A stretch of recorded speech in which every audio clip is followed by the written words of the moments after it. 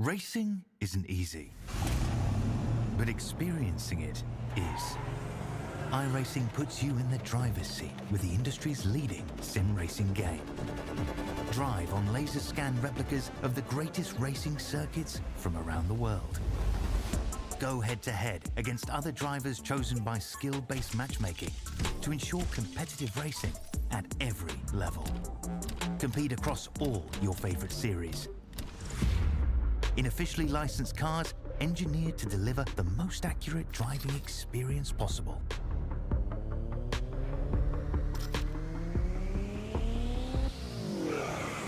Join a race or host your own with players from across the globe. Race against the computer or in a league with friends. Feel the thrill behind the wheel. Visit iRacing.com.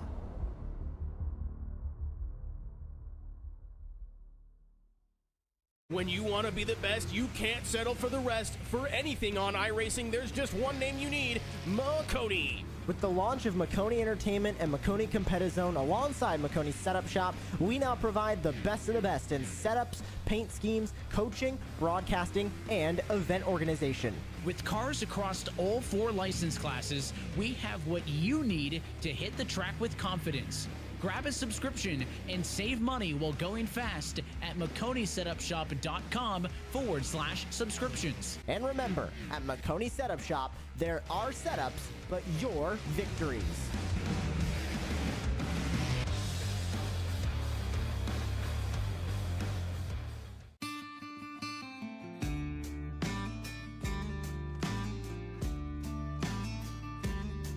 Hello, my name's Aaron Brown from the Garage Shop in Denver, North Carolina. We're here at the famous Bonneville Speedway in Wendover, Utah. One of the most harshest environments on the planet to race in, and that's why we need the best tools Snap-on has to offer. What we use here to pump up the oil in our race engines to prime them is this Snap-on screw gun.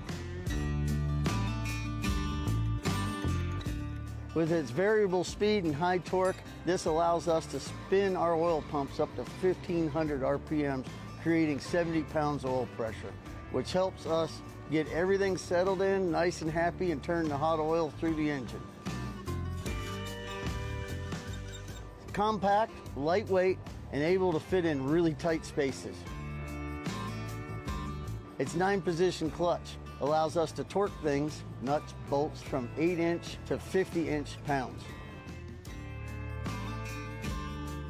Small size and high performance helps us get into many places on a race car where normal tools can't. Under the dash and the engine compartment, we also use this to drill a lot of holes in very tight spots.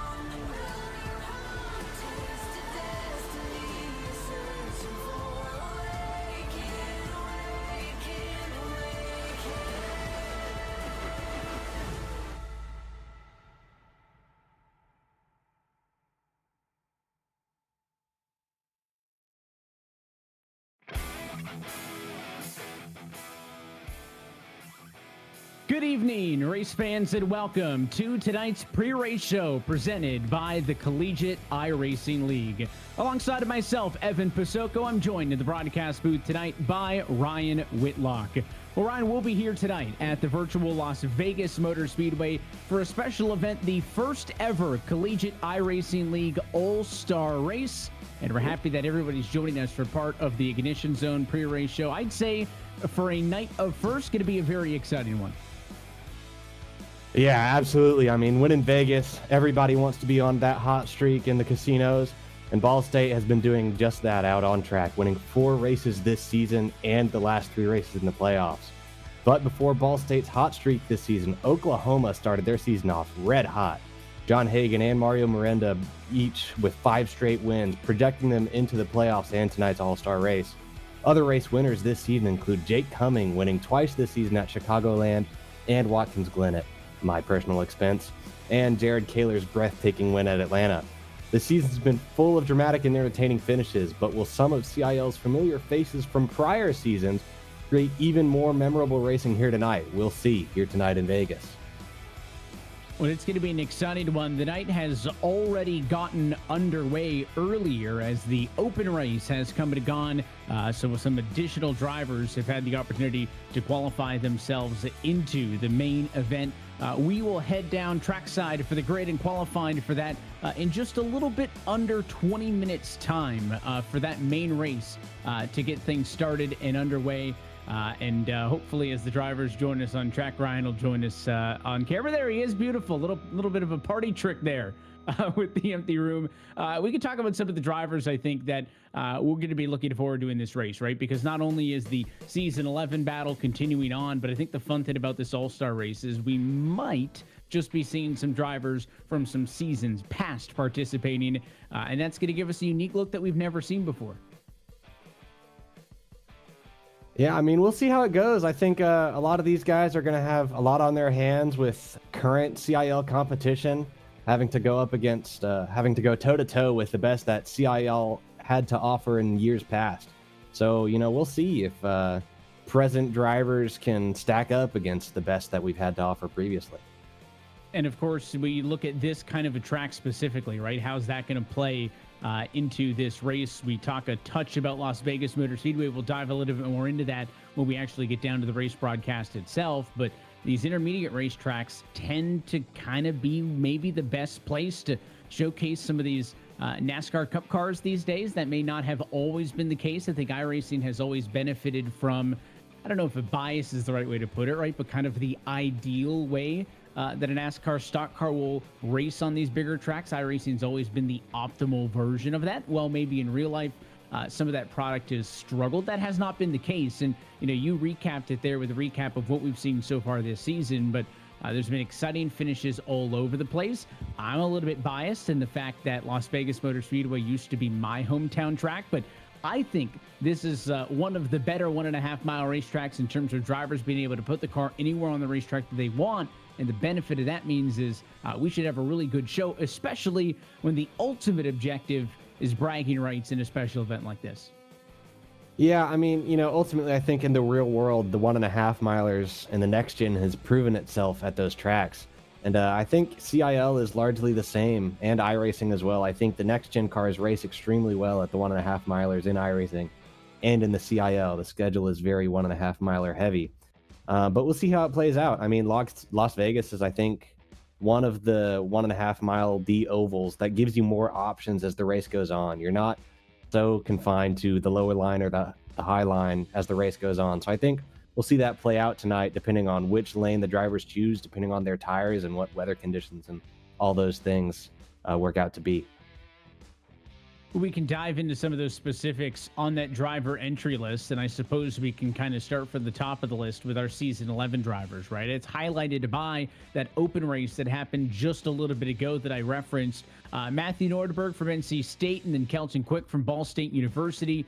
Those two drivers qualifying in to the All-Star race by finishing first and second, respectively, in that open, so they're going to have a chance to go up against the rest of the drivers who were already locked in. One driver who didn't even need to take the grid in the open race was Brandon Schellenberger. He won the fan vote, was locked in before we even went down to the grid in the open. So the Wingate University driver is going to be in the show as well. So those are 3 names right there from Season 11 who have been in competition all season long and may have momentum on their side, I might suggest, because they'll all be in the main show.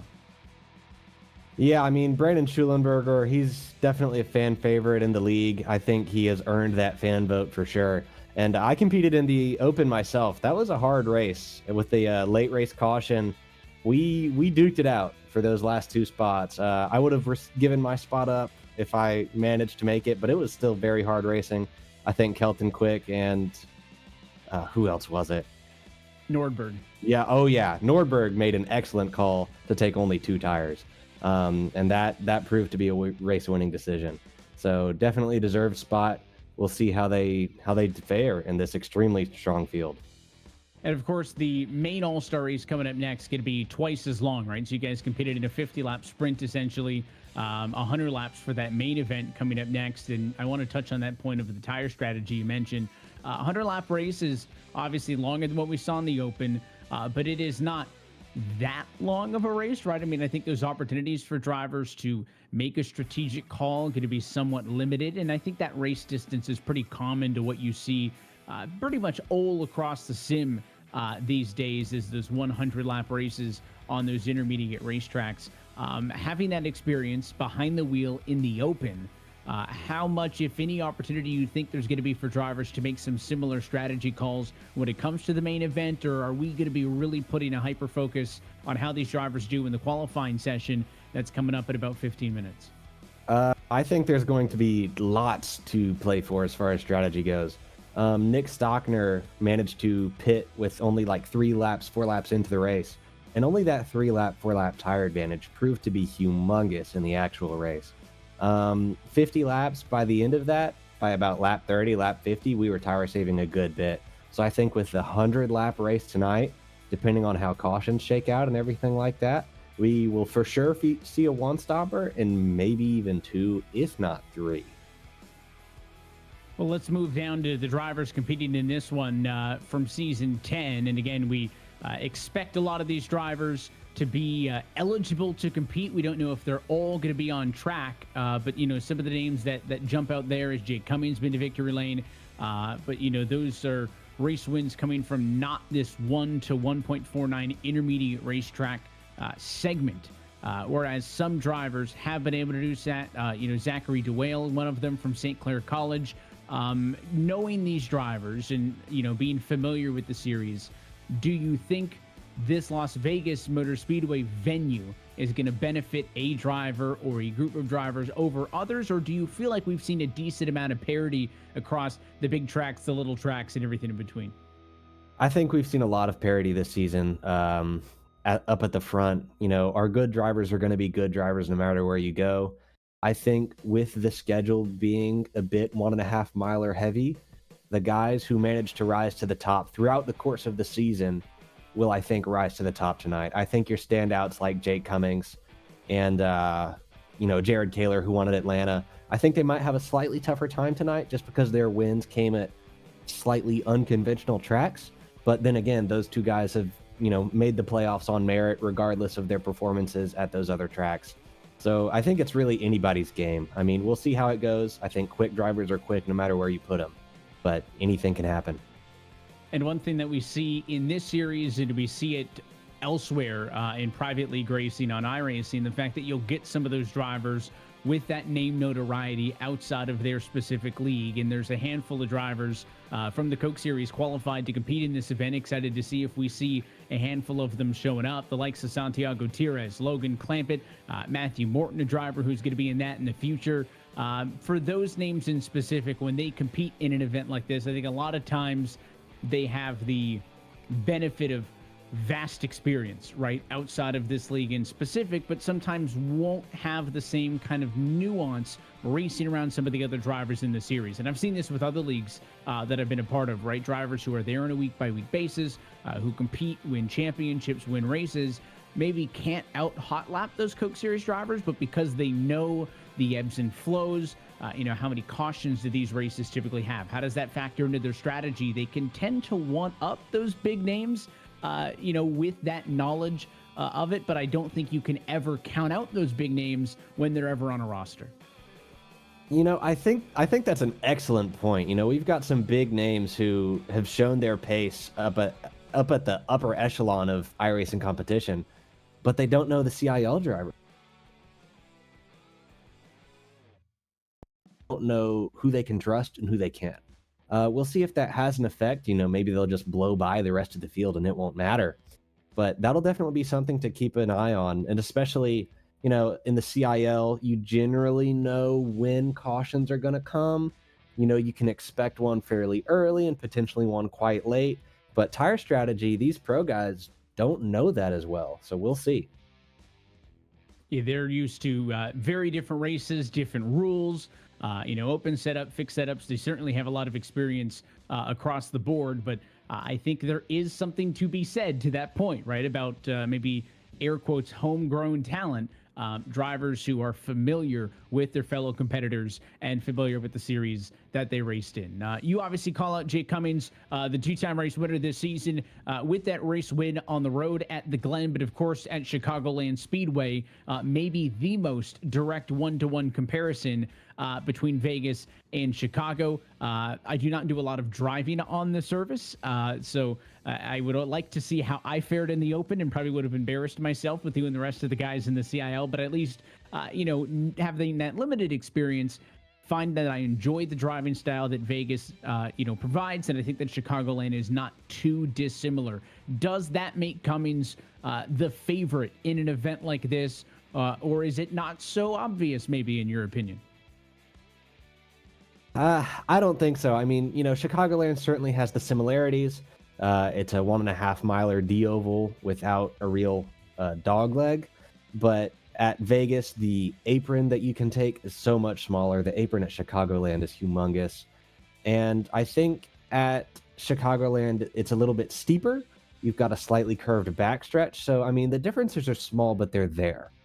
And even though Jake Cummings won that race, very impressively, I might add, just the competition is so stiff. And there's so many 1.5 milers in the NASCAR Cup Series that there's no way the Coke guys don't know it as well as he does. So we'll really have to see how it shakes out. I don't know if necessarily a Chicagoland win is an advantage tonight. So then you look to the race wins on 1.5 mile racetracks tally, and right up there at the likes of Jake Cummings, Jared Taylor, Austin Farr is Matthew Morton, the driver out of the Ohio State University, with the most out of anybody, 6 trips to victory lane on the 1.5 mile racetracks. If Morton is in the field in this one, is he somebody else who goes head-to-head with the likes of Clampett and Tires and others, and maybe it's he and Cummings are the drivers who we need to look for from that CIL contention, if you will? I think Matthew Morton's definitely going to be one to keep an eye out for. He has competed in the CIL. That is something that Tires and Clampett don't have recent experience with. I think Morton competed much more recently. And, he's got a similar level of top-tier experience, I would say. So I think that CIL recency, as well as that top-tier experience recently, might make him one of the top contenders for the night. We got about a minute left until we wrap things up on the pre-race show. I think we've covered a good handful of drivers. In your opinion, Ryan, is there anybody that we haven't talked about yet that you feel like deserves that moment and that you think is going to be in contention to win this first ever All-Star race? I'm looking at the entry list right now, and I could pick several. If I had to pick one, probably Edward Sanchez. I think the last few races of the CIL season and the playoffs coming into the championship four, he just narrowly missed the championship four. But I think he's put a lot of work in to getting better and addressing his weaknesses. Some of myself included and some of our other fellow CIL competitors made it known what we thought some of his weaknesses were. And he really worked on addressing those. I mean, he went so far as to go to an actual short track and watch a race just so he could try and improve his performance at Bristol. So, I mean, he might not have the experience at the top level, but that some of these guys might have. But yeah, we'll see. I think Edward has put in the work for sure. Well, we're looking forward to getting things underway. With that, that'll do things for tonight's pre-race show. We'll take a quick opportunity to step aside, and when we come back, we head to virtual Las Vegas, qualifying in the first ever All-Star race in the Collegiate iRacing League is coming up next.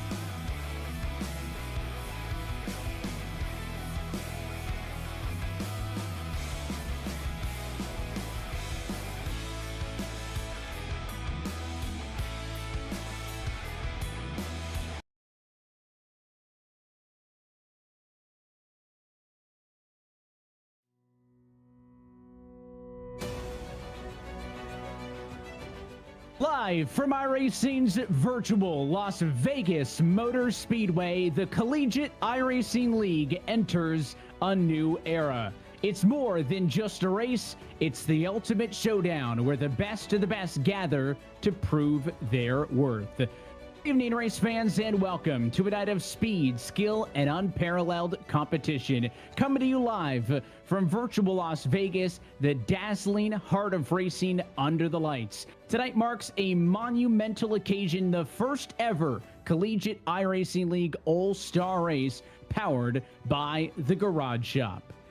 Myself, Evan Pasoko, thrilled to be your host for this historic event, joined alongside in the booth by Ryan Whitlock. And Ryan, we've been able to break things down a little bit on pre-race coverage, but we are just moments away from qualifying. How you feeling?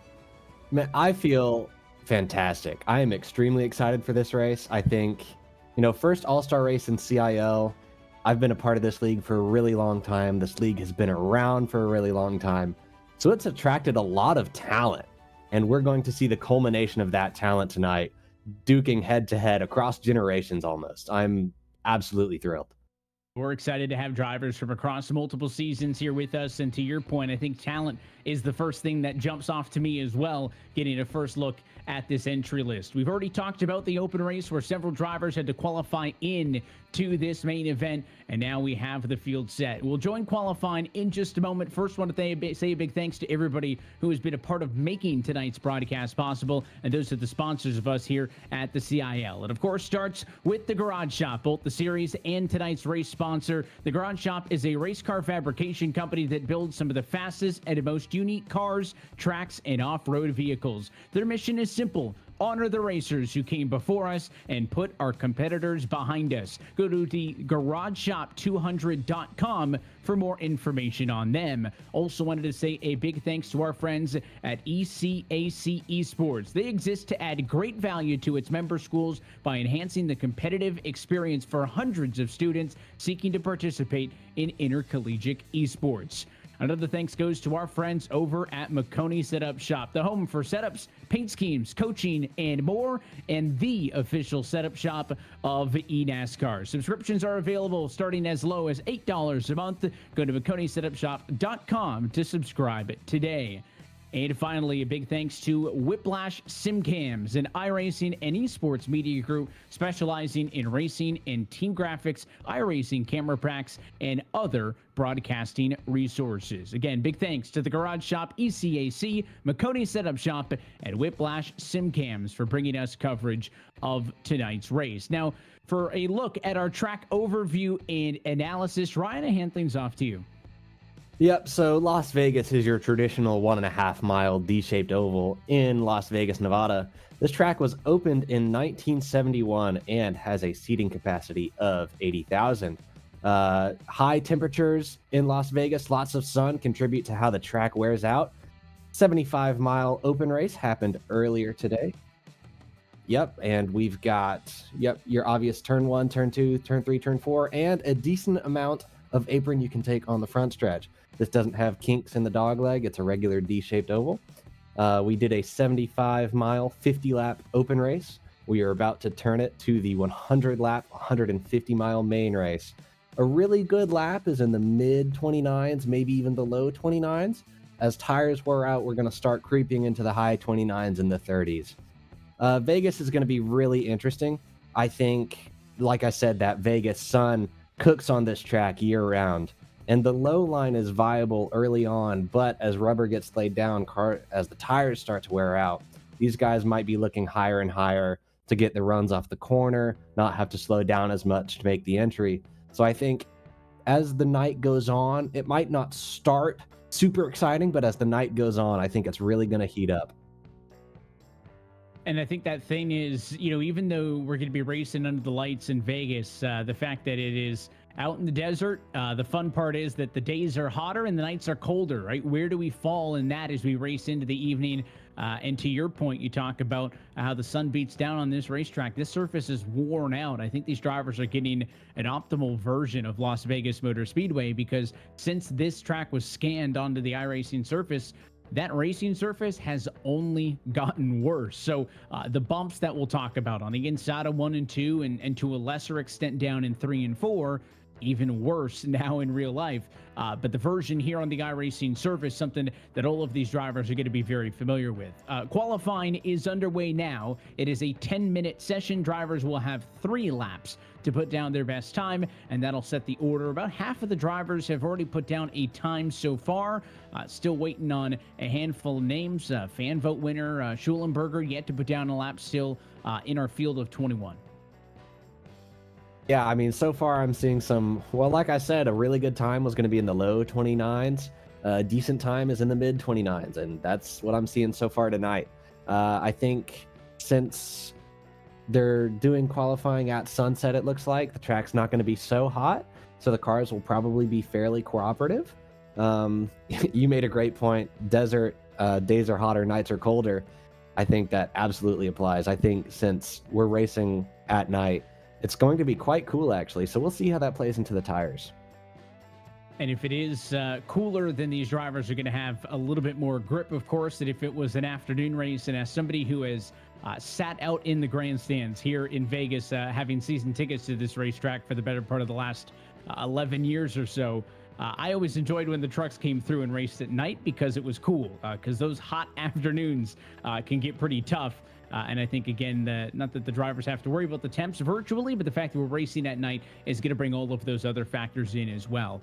Looks like right now, Nani and Tira, some of the names that are top of the board. We do know, therefore, Santiago Tira is going to be making a start. Logan Clampett going to be making a start. Those are 2 of the Coke Series alum drivers who we had thought maybe were going to be competing in this race. They are in the field here tonight. A lot of the other names, Jake Cummings of the world that we've talked about, are also in this field. So things are shaping up to be a really exciting 100-lap race.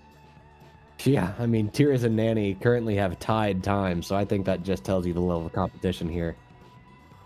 Yeah, right down to the thousandth of a second, and I think the tie break in iRacing would go to the driver who got that lap time first. If those 2 drivers indeed remain tied for what is right now the first spot on the grid. And just looking at it, I'm looking at the top 10 drivers within 1/100th of a second of each other. When it comes to qualifying at a place like Las Vegas, what can you do to differentiate yourself? Because we're talking about razor thin margins across basically half the grid currently. Honestly, not a lot. I mean, you and I both talked about it. This track is going to be cooler, and I do believe Las Vegas, when the car feels good and the setup is good, I think it's foot to the floor. So I think the differences between these guys is going to be how smooth you can keep it, and just whether or not you actually keep your foot 100% down and don't even give it a baby lift in any of these corners. Let's ride on board with one of the drivers in this qualifying session and take a trip around during qualifying. Yeah, so here we are with Jared Kaler. Like I said, probably going to be flat out for most of this lap. He takes all the apron he possibly can on the front stretch. High entry into turn 1, arcs it down. Doesn't quite hit the bottom. Maybe he's trying to keep up that momentum. Keep that speed on the backstretch. Doesn't even run all the way out to the exit wall. I think that shows that the car is handling well the way he likes it. Goes all the way up to the wall on the entry for 3. Doesn't hit the white line on the bottom of 3 and 4 either. So I guess he must be rolling a lot of speed, doing a great job, and takes all of the apron on the front stretch.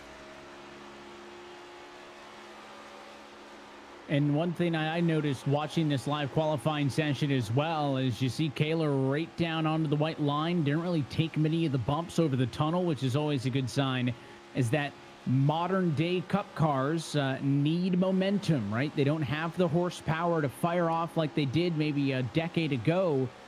All of the drivers that I looked at, Ryan, got their best qualifying time on lap number 3 of 3. So they essentially use those first and second lap times to wind themselves up, progressively getting faster. So then that third line was the money lap. That's tricky then, because essentially your Q lap that's going to show up on the board is a culmination of 3 laps, right? If you really catch those bumps at a bad spot, get the apron on lap number 2, don't fire off, go on lap 1, that's going to hurt that lap number 3 time that we see. So it's almost kind of like Indy 500 qualifying to an extent, right? It's not an average, but those first and second laps, depending on how good you were on those, is influencing what seems to be everybody's best lap being the last one. Yeah, that's a great point. I don't know if necessarily we saw Jared Kaler's best of 3, but you know, in iRacing, it's so temperature dependent. The core temperature of the tire versus the surface temperature matters so much. So laps 1 and maybe even lap 2, these guys were trying to put as much temperature as they could into the core of the tire without scrubbing off the surface. So that lap 3, they could really use all of the tread and put down a great lap. I think the difference maker at the front of the field was, like you said, a good out lap, a smooth lap 1, and a smooth lap 2. Well, the qualifying session has drawn to a close. We've gone through the open. We've gone through qualifying. All that is left is to say, let's go racing. So let's go trackside. Take a look at your CIL starting grid for the Garage Shop All-Star Race. In pole position does indeed the tie break to the 017 of Santiago Tires, representing UNC Charlotte, will bring us to the green flag tonight, and it is the Ball State number 30. Daniel Laney starting in second spot. Both those drivers tied with a top spot in qualifying. Row number 2, we'll see the Cal State University Fullerton number 44 of Logan DeClampett, and alongside him, the Wingate University number 7 of Brandon Schillenberger, fan vote driver, with a good starting spot in this one. Row number 3, P5 starter, is the Ball State University number 2 of Kelton Quick. To his outside, the UNC Charlotte 077 of Clint Halterman. Back on row number 4, Jake Cummings in the Converse University number 95 Ford is alongside the UNC Charlotte number 58 machine of Jared Kaler. And to round out your top 10, Andrew Steege in the Ball State University 88 Chevrolet, going to be alongside his alma mater teammate. That's the 13 of Lucas Moody Ryan. That rounds out our top 10. Yeah, here we go. Number 11, Charles Wimbley from Guilford College lines up alongside Andrew Williams from Clemson University, our regular season champion in CIL Season 11. Next row, we've got Edwin Onofre from the University of North Texas, next to Matthew Nordberg, a previous playoff maker from North Carolina State University. Zachary DeWale has been in the Final Four a number of times from St. Clair College, the reigning alumni champion, next to Matthew J. O'Brien from Michigan Tech University. Bryce Kobler, a newcomer to the CIL, made the playoffs this season, next in Emory and Henry University, next to Matthew Morton from Ohio State, qualifying farther back than I would have expected. And last, Jason Wallet from Drexel University made the playoffs a number of seasons ago and is looking to make some steam starting from that last spot. So that's a look top to bottom at your starting grid. 19 drivers total on the grid for this one, and there's one more look at your race analysis. Tonight's race, 100 laps in distance. That's 150 miles start to finish. Pit lane speed 45 miles an hour, I should say. You'll lose about 33 to 36 seconds of total time down on the pit lane. 5 tire sets available, fuel window just a touch past halfway point, and no stage brakes. So this race will play itself out however the drivers decide. It'll be the first time in CIL history that there's an all-star race, and it has brought some of the best drivers on the service and some of the best drivers from this league across multiple seasons to the entertainment capital of the world and to America's racing showplace at LVMS. We're happy that you're with us for tonight's broadcast. Santiago Tires in the number 17 car will bring us to the green flag tonight. And as the pace car dives down and in, the field is in his control with 100 laps on the scoring pylon. Let's go All-Star Racing in Vegas. Looks like a decent jump from Santi, although he's got no help behind with Daniel Nanny right next to him. And Clampett gets right up on the bumper of Tires. At 44 all over him there. Give credit, though, to Naney topside. That number 30 machine right there lockstep as well. 3-1 in a battle for P6 on back, but they are nose to nose and side by side in a battle for the lead, and it's the outside using the momentum off of the banking as Naney leads lap number 1. Yeah, great job by Daniel Nanny holding the momentum on the top side. I almost expected the bottom to be better here at the start of the race. As we see it happen, Santiago Gutierrez takes the lead, clears Daniel Nanny coming off of turn 2. Let's see how they run single file here going into 3 and 4. They almost went 4 wide on lap 1 there, farther back, which was quite interesting to see, I must admit. They're able to get through it, and now, as you mentioned, it is in the end Tires getting the lead away from Danny 1-2, both with a lap lead, first bit of side by side, right hand side there. That's the 95 of Cummings on the inside of the racetrack, the number 77 Clint Halterman on the outside. No big movers up inside of your top 6 or 7. Cummings, the Converse University driver, up 1 spot. Charles Wimbley trying to follow him through, but it's going to be Cummings on the outside of the racetrack, using that Nanny line to carry the speed off to the corner, and he'll take P5 away from Halterman. Yeah, I'm curious to see how long Jake can hold this line. I think it's going to be a little bit harsher on the tires. I know Jake has a friend up there in Brennan Schulenberger in the number 7 car. It looks like Clint's going to fall in line here. Oh no, Charles Wimbley got to his outside. The outside line is impressing me a little more than I expected it to here this early on, but we'll see what that does to their tires later on in the race. It is a race to get to the outside. To your point, does that hurt them though in the long run? It is a cool 71-degree evening here in Vegas. Track temp pretty accurate of that, 72 degrees. Track temp is where things sit as we run right now, watching the ongoing battle for what is going to be 4th and 5th position.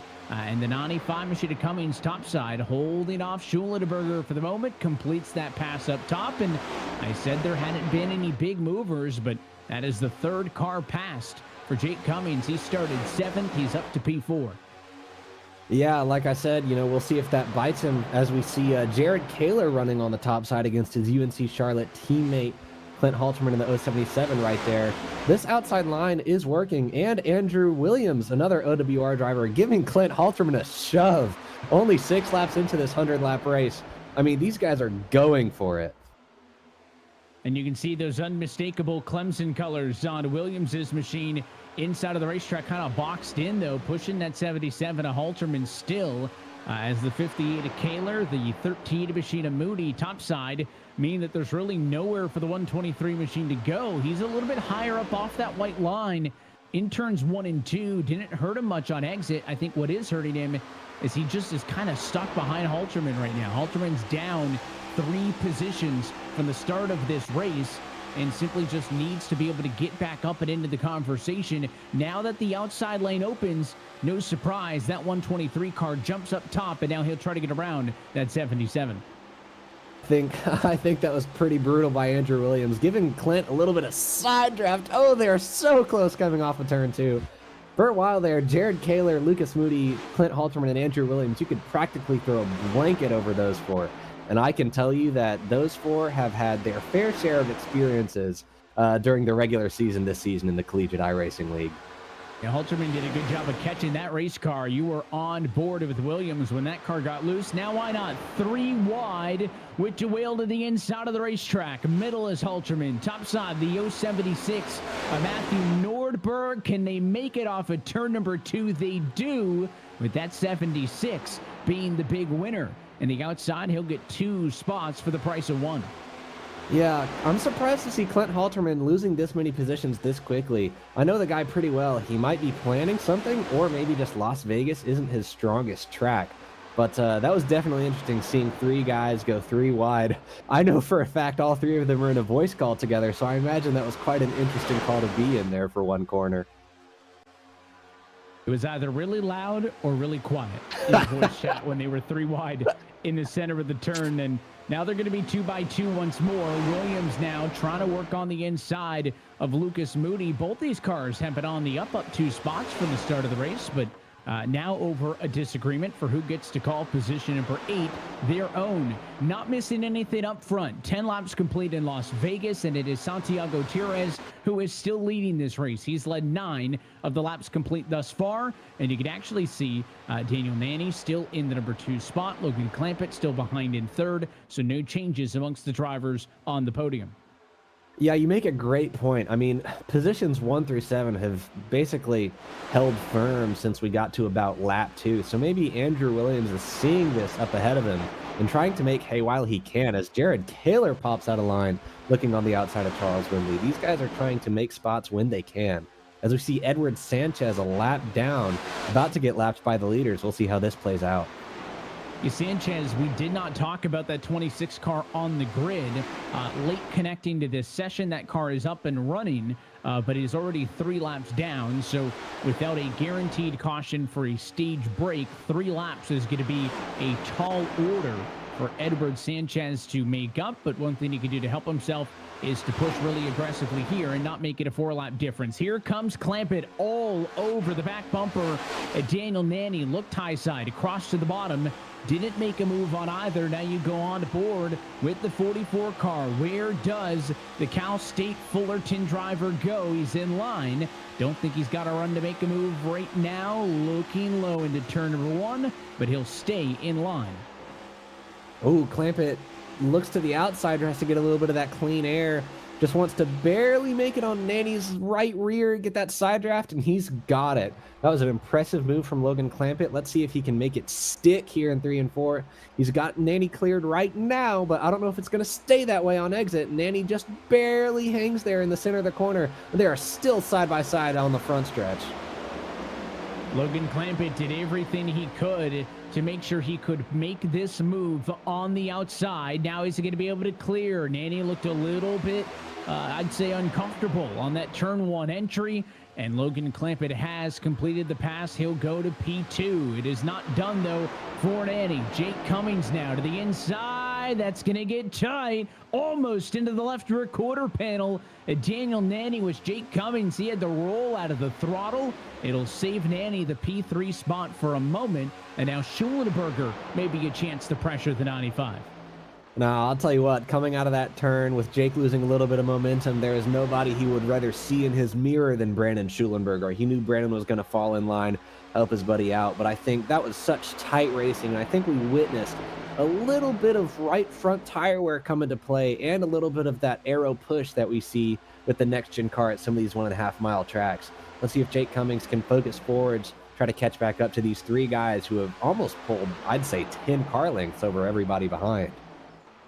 This top 3 have opened up a good advantage. They're on back. Intervals a little bit closer, but it is a clear 3-car breakaway 17 laps in to this 100-lap contest. Jerez has led since lap number 2. When Daniel Nanny was able to take the first lap lead of the afternoon on the outside of the racetrack, and the 017 put things to bed quite quickly. No impending battle. We jump back to the midfield. That's the 37 car of Charles Wimbley. Outside of the racetrack, the 199 of Edwin Onofre in 8th and 9th spot. These 2 cars battle, and the driver of the front row seat of it all is Matthew Morton watching on. Which lane does he choose to go with? That 5 going to go to the outside.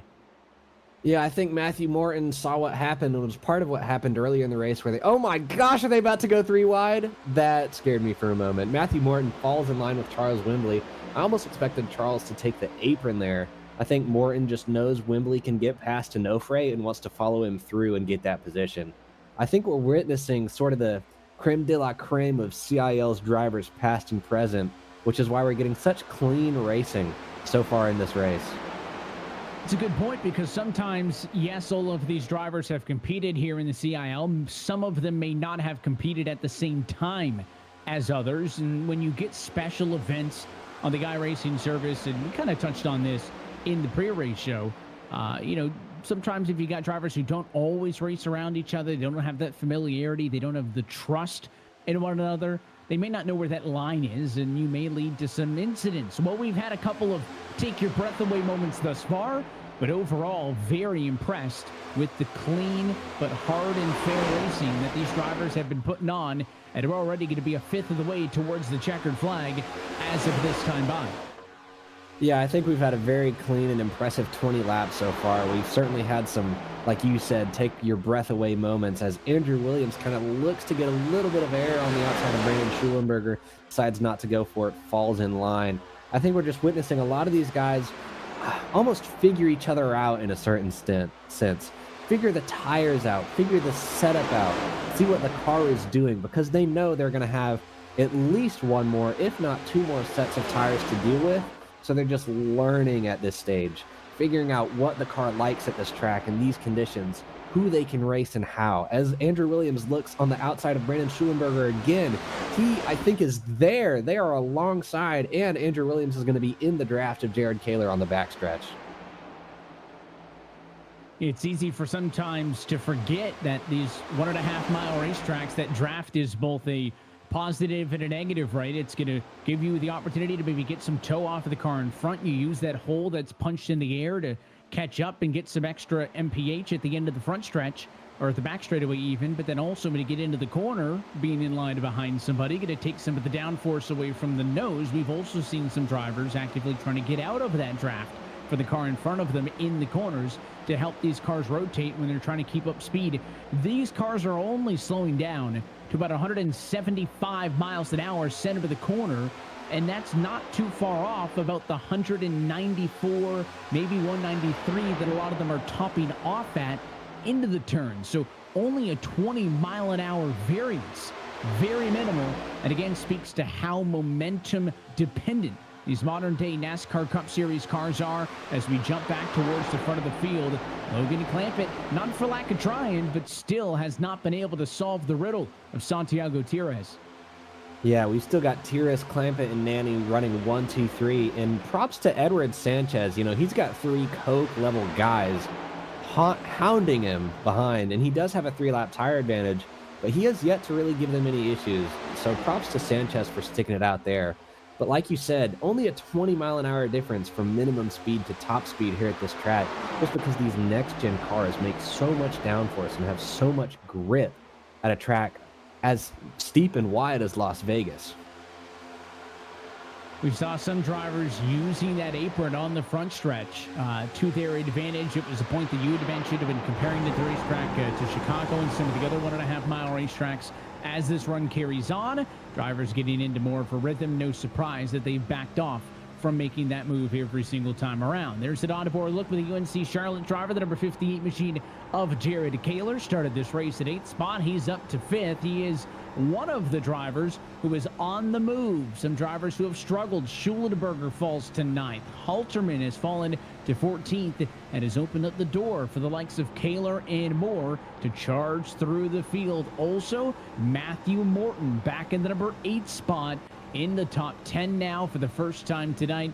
You had mentioned you were surprised by his poor qualifying effort. He's making up for it early. Still with some work to do, but he's in the top 10 and with more opportunities to make some passes. Yeah, I think Matthew Morton has done a fantastic job so far, making up 10 spots, looking to make it 11. I think historically what he's done in the CIL is just run easy for about the first half of a tire stint and then really turn it on as other guys start to fall off late in the stint. I think that's what he's done historically in the races I have seen him in and competed against him in, and I think we're witnessing that here tonight. There's a look at your Series 10 champ. We'll see if it's defending for much longer with Season 11 starting to come to a close. All the talk of the playoffs and the Championship 4 are going to be decided in about a week's time, but here's Morton on the bumper, the 37. Now he'll look to the inside of Wembley. I think if this move was happening at lap number 9, you may not even dare to look at the bottom. All of those passes were happening on the outside of the racetrack. But now that we're nearly 30 laps into the run, are these tires worn out enough to give the bottom an opportunity? The answer in that instance was no. Morton got a nose to the bottom, didn't really do anything with it, and nearly put it in the outside wall off of the corner. Extremely close. Matthew Morton had to check up a little bit there with Brandon Schulenberger right on his bumper, but Morton keeps that sort of middle line. I think at the start of the race we witnessed where the high line kept the momentum, and that was the advantage. I think now we're at the point where it's really you take what you can get in terms of the line. Tires will be all over the place per driver as Andrew Williams falls right in line with Charles Wembley. I think he just lost a position there and Wembley gained one. So we'll see Matthew Morton try to recompose himself and continue his charge forward in this race.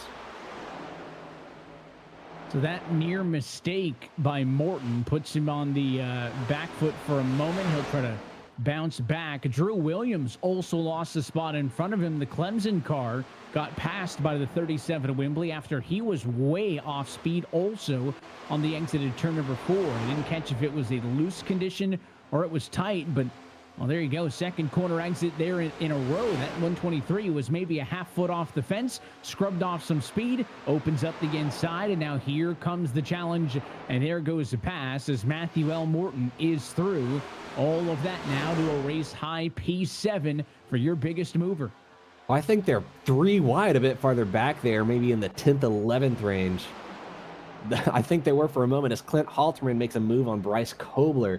He's almost got him cleared, very nearly there, but Bryce Kobler holds fast on the outside, and then Clint gets back on the inside of Lucas Moody. You could throw a blanket over these 4 drivers. It is looking like we're fresh off of the restart. Back here in the midfield, why not? 3 wide. That is Kobler in the middle of the racetrack. Outside is Moody. Bottom of it all is Clint Halterman, who continues to drop after he qualified inside of the top 10, and it is an absolute hornet's nest here in the center of 3 and 4. Look at the outside line. Big run on exit for the 43 car of O'Brien, but nowhere to go. Stuck in line behind Moody. Yeah, I was surprised to see it. Ooh, he cuts down in front of Kobler there. That's probably going to upset Kobler's car a little bit with that dirty air. Clint's car gets upset with a little bit of that dirty air. But I think we're in that part of the race where you want to start making friends.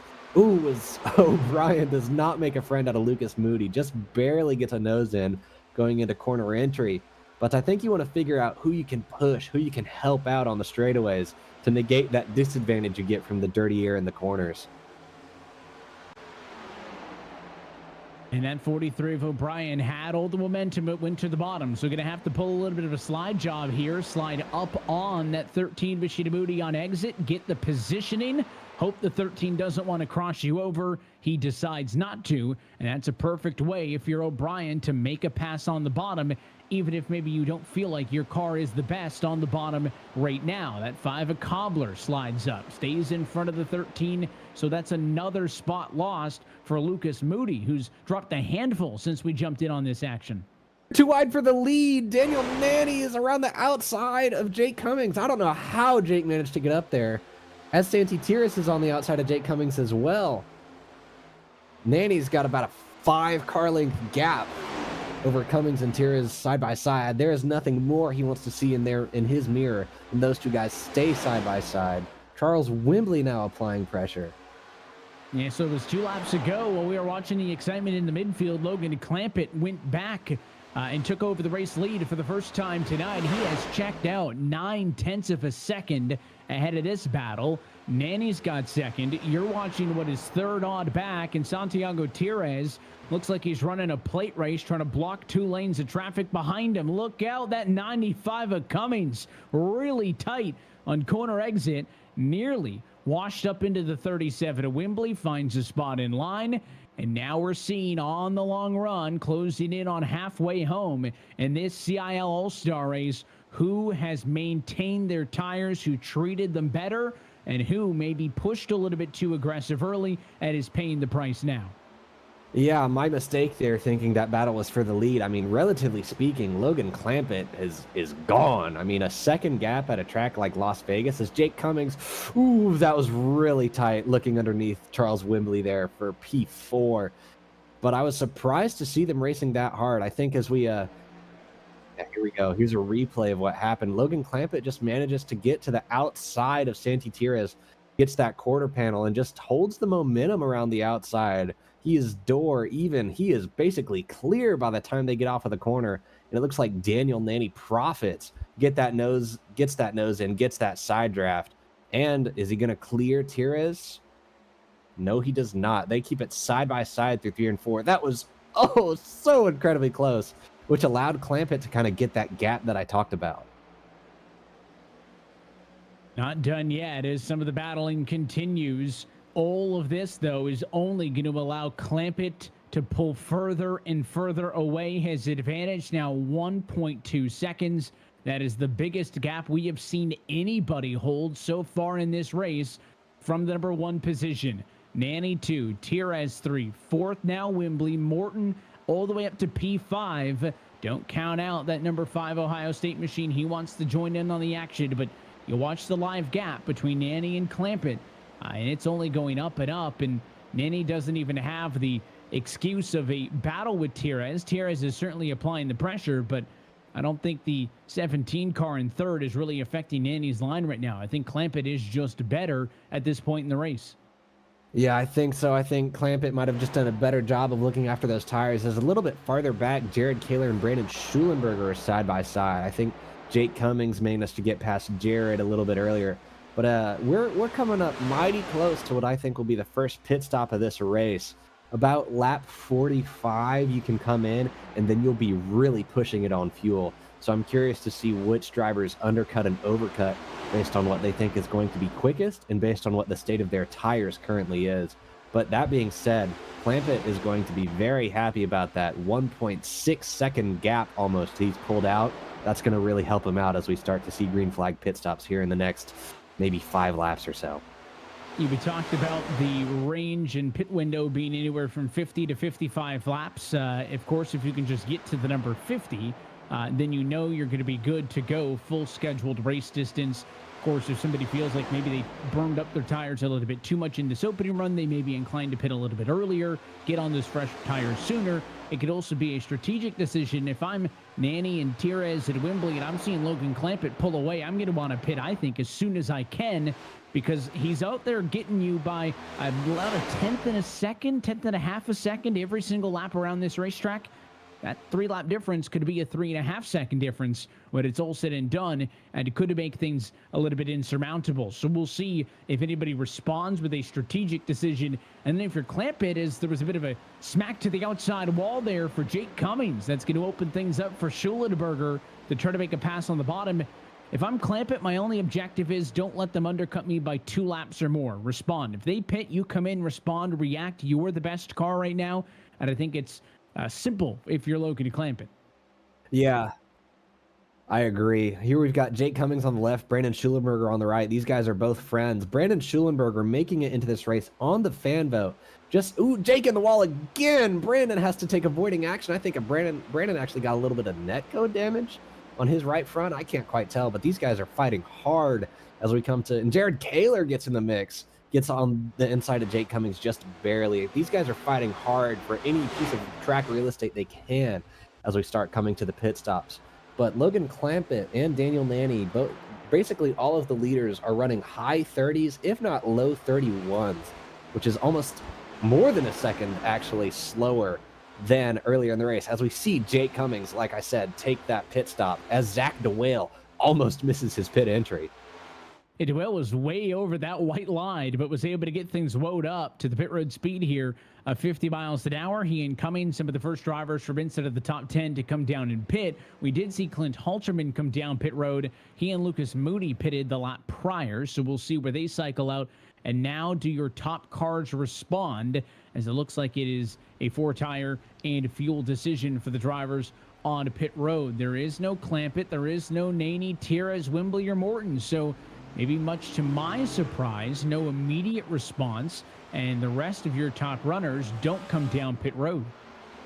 Yeah, I don't expect them to stay out a whole lot longer. You know, a 1-2 lap tire advantage is only going to make up so much time on track, and I would say your Clampetts and your Nannies had that gap on track already, as Clampett stays out another lap. But, I mean, they were running over a second slower than fresh tires were. So we'll see how this plays out. Maybe they're sticking it out, really hoping that a several lap tire advantage, if it stays as green as it has been so far, plays in their favor closer to the end of the race.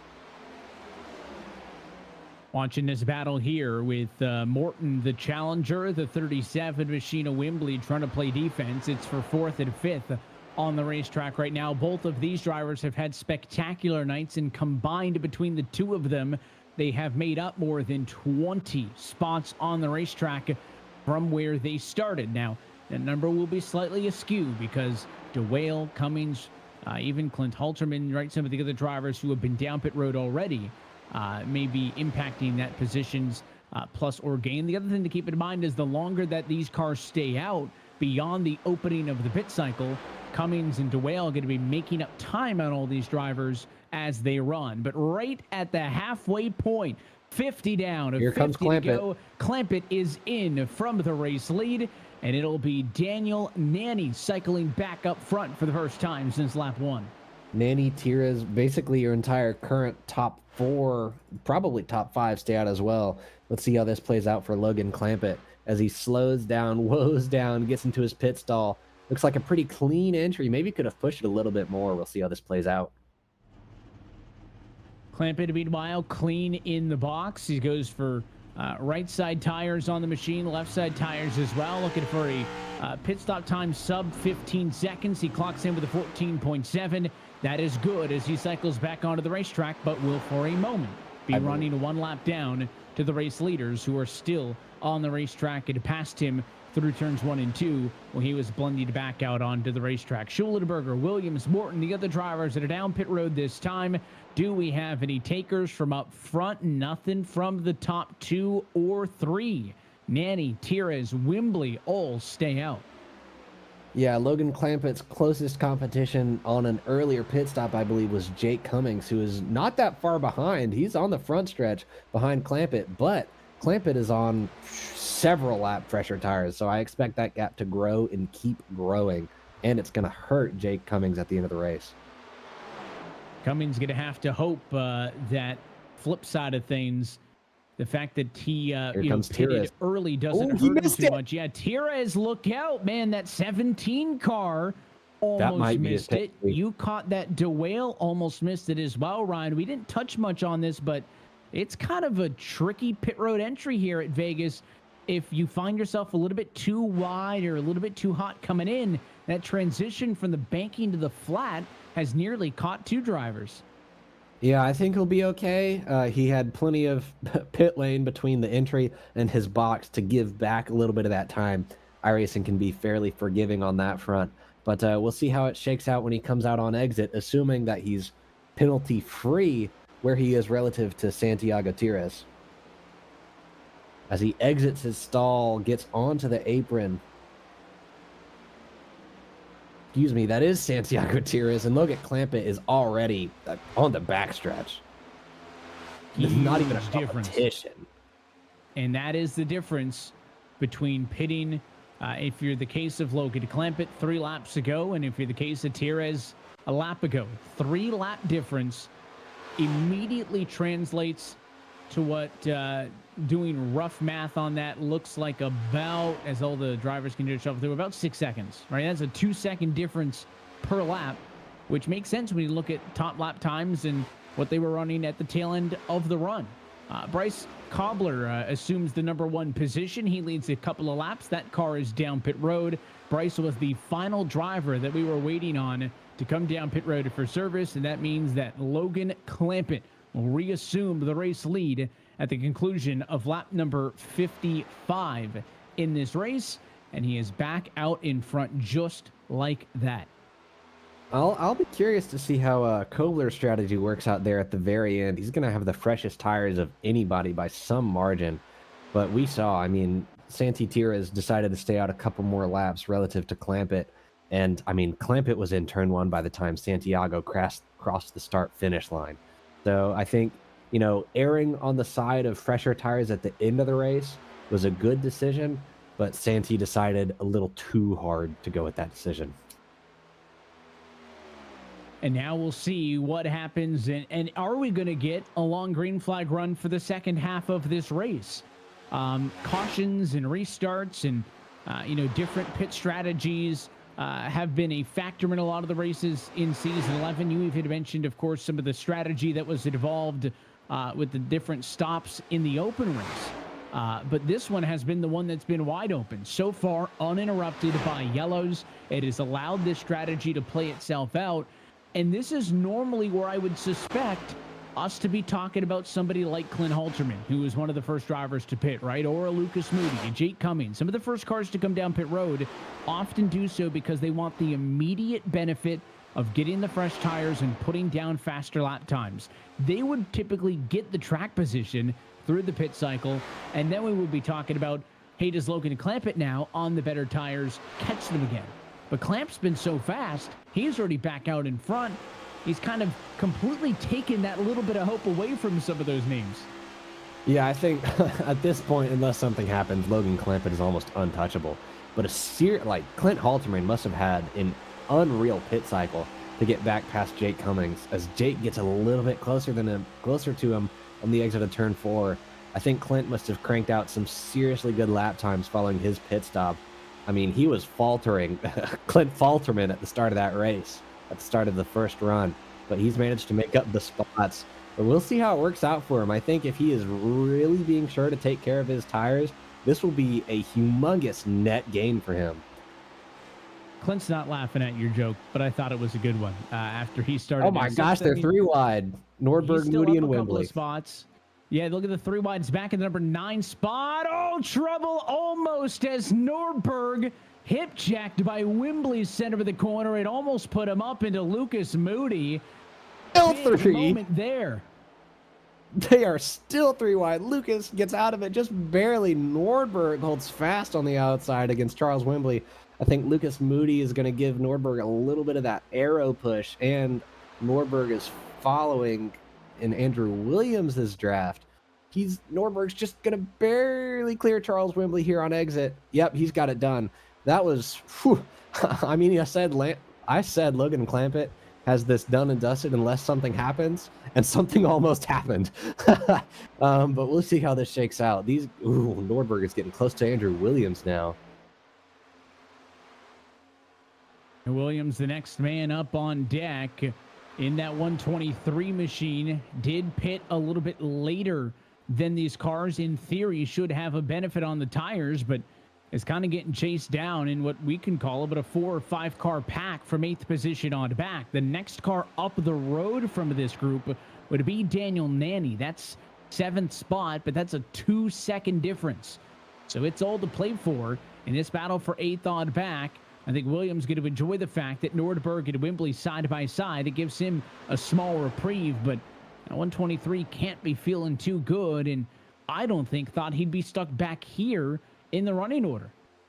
Well, up at the front of the field, you've got the prize pool to play for and saying you won the race, but farther back, you've still got some pride on the line. You can still say, oh, I got a top 10 in the first ever CIL All-Star race, the culmination of the cream of the crop, as Clint Halterman is on the inside of Matthew Morton. I think Matthew Morton had the much better tires, went around the outside of Clint, made it look easy. I mean, he's already got 3 car lengths by the time they even get to the start-finish line, so Morton made that look easy on the newer tires compared to Clint Halterman. And there's a look at that 5 machine of Morton. Can he bridge the gap with Santiago Tires? After the pit cycle, they were a lot closer. They changed positions at lap number 61. Morton was on the inside of Tires at that point, but Santiago's been able to pull away, pitted 2 laps later, should have that small advantage on the tires. And then Morton pitted 6 laps later than Halterman. I would be surprised if that gap allowed Halterman to catch Morton at least early in this run, right? 6-lap difference on tires about a dozen laps into the run. That's a lot more of a factor than a 6-lap difference after 50 laps. So that's not to say that Halterman cannot get back to him, but I think if Clint Halterman wants to be on the podium in this all-star race, he's going to need to conserve tires, be smart with his equipment over this run, and do it in the closing laps. Morton been kind of spooling up a charge here within now a car length of the bumper of Tires for P2. Yeah, Evan, with that mention of a tire fall off, you almost made me want to grab a whiteboard and draw pace over laps based on tires and like color coded to Clint and Morton. But I think we're seeing Morton is pressuring Santi. I think we're seeing a textbook CIL Matthew Morton drive. Like I said, he qualified worse than I expected, but he just manages to save his tires so well in the first half of the stint and really turn it on kind of midway through towards the end of the stint, and we're watching that happen right now. Look at that view trackside from Morton as he screams down the Nellis straightaway and off to turn number 3, 187 miles an hour, top speed into turn number 3, only drops down to 177, a 10-mile-an-hour variance for Morton. Remember, started this race at 18th position. I think it goes without saying, clearly missed something in the qualifying effort and has driven through the field. If it ends up being a P2, if it ends up being a P3, you can't help but think if Matthew Morton would have had a better shot at things, if he was able to race Logan DeClampett in the opening 40 laps and not spend that many laps at the start of the race just trying to get to him. But that 5's got speed. And if we were to get a caution in the second half of this race, I think has enough speed that he could contend for the win. But to your point, green flag race on this current strategy, it's going to be Logan Clampett's to lose unless something crazy happens. Yeah, you read my mind as far as if a caution comes out. As we see Clint Halterman and Daniel Nanny get they could not be closer there on the backstretch. These guys have had a few run-ins during their CIL regular season. With Edward Sanchez, a lapped car running up high, Clint decides to just fall in line. We'll see if Jake Cummings gets a run on Clint Halterman here on the front stretch. Don't think he's going to get anything very significant, but you read my mind. If a yellow comes out, then it is anybody's game, but Matthew Morton post-race might be kicking himself for his qualifying effort. I think if he qualified better, he would absolutely be somebody, up there fighting for the win, even more so than he is now. And you just start to look around at all these different battles. The one you look at now with Halterman and Cummings and see, big trouble there as Cummings nearly took the passenger side off of his car, drove it into the outside wall. And I think Andrew Williams was just following the 95 off the corner and drove it into the fence also. Fitting, because what I was about to say is all you look for now, if you're Clampett, is what's going to screw this up for you. And what could be the problem is a three-way battle here with cars bouncing off the fence. I absolutely agree. I think that's Edward Sanchez there in the 26 car, 3 laps down. Yeah. I mean, frankly, I don't know if Edward just wants a front row seat or he's giving Jake a push practically. This might be either a coordinated effort or Jake Cummings is going to have some choice words for Edward Sanchez post-race. As Edward gets a run on Jake, like I said, the front row seat gives Jake a push. Jake's going to be thankful for that. I think Edward might just be trying to make up for giving Jake pressure when it wasn't necessary earlier. This is a close battle, and I think we're starting to see Clint Halterman's early pit decision kind of bite him in the butt. 25 laps to go. I mentioned that graph of pace over time. Clint is on the lower end of that right now, so we'll see what Jake Cummings can do about it. Jake didn't pit a whole lot later than Clint did, I'm pretty sure. Edwards in the wall. That was certainly a corner entry by Edward Sanchez. And I think farther back, Andrew Williams. Actually, that's farther up. Andrew Williams, Matthew O'Brien, side by side.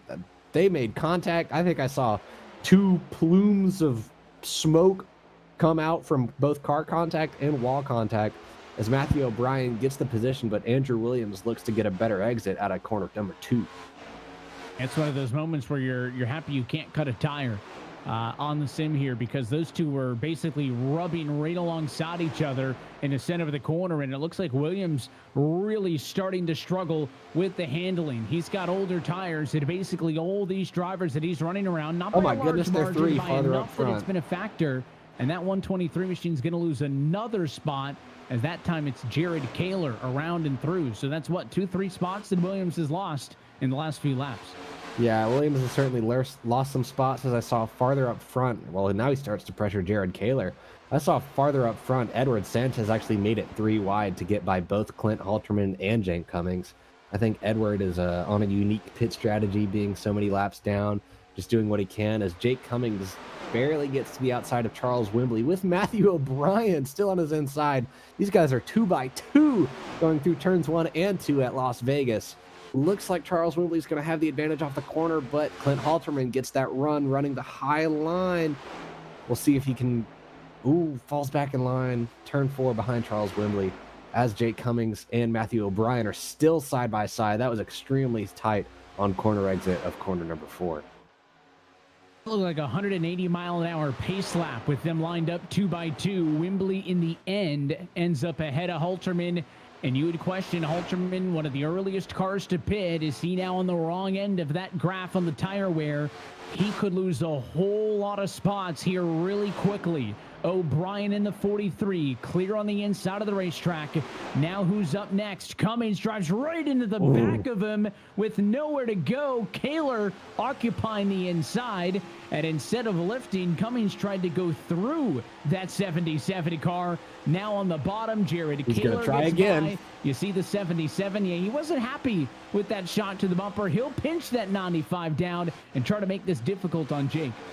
I think neither of these drivers are happy right now, as Clint Halterman has got his friend Andrew Williams up there running the high line, giving him the shove. That's netcode, that's contact. Clint Halterman's in the wall. They are 3 wide off of the corner, and Clint Halterman has to fall in line with Andrew Williams benefiting. I don't know if Clint Halterman got much damage from that, but he just lost a ton of room as Zachary DeWale goes to the inside of Clint in turns 1 and 2.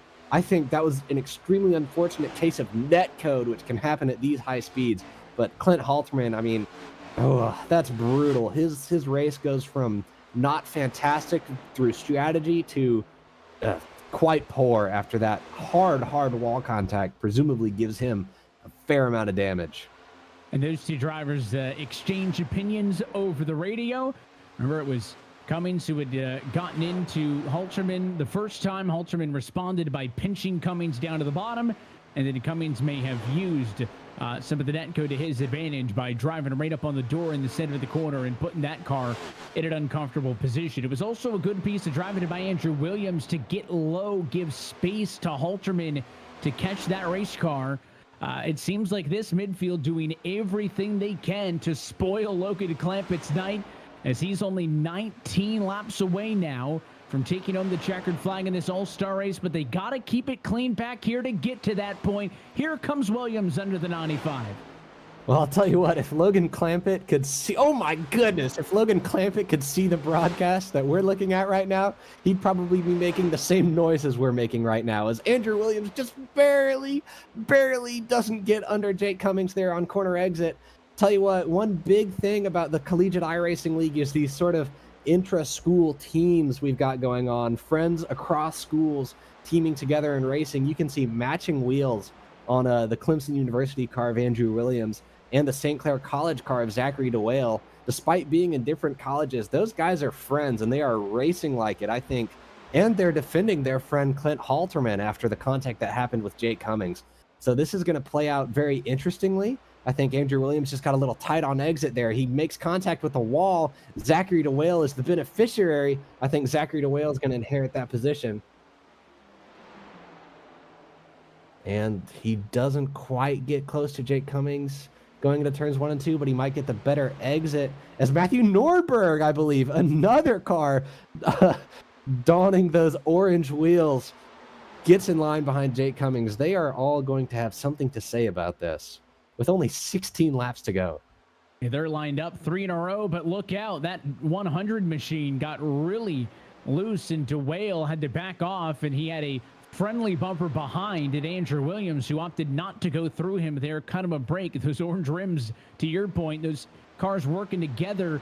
That 123 machine, though, it looks like better than DeWale at the moment, but it's going to be hard for that number 100 car to just build that momentum back up. And that 123 of Williams doing everything he can to help out DeWale, but it was a really difficult lap and a half. And now those two cars next in line drive it into the fence. That poor turn 4 wall is getting beat up all race long.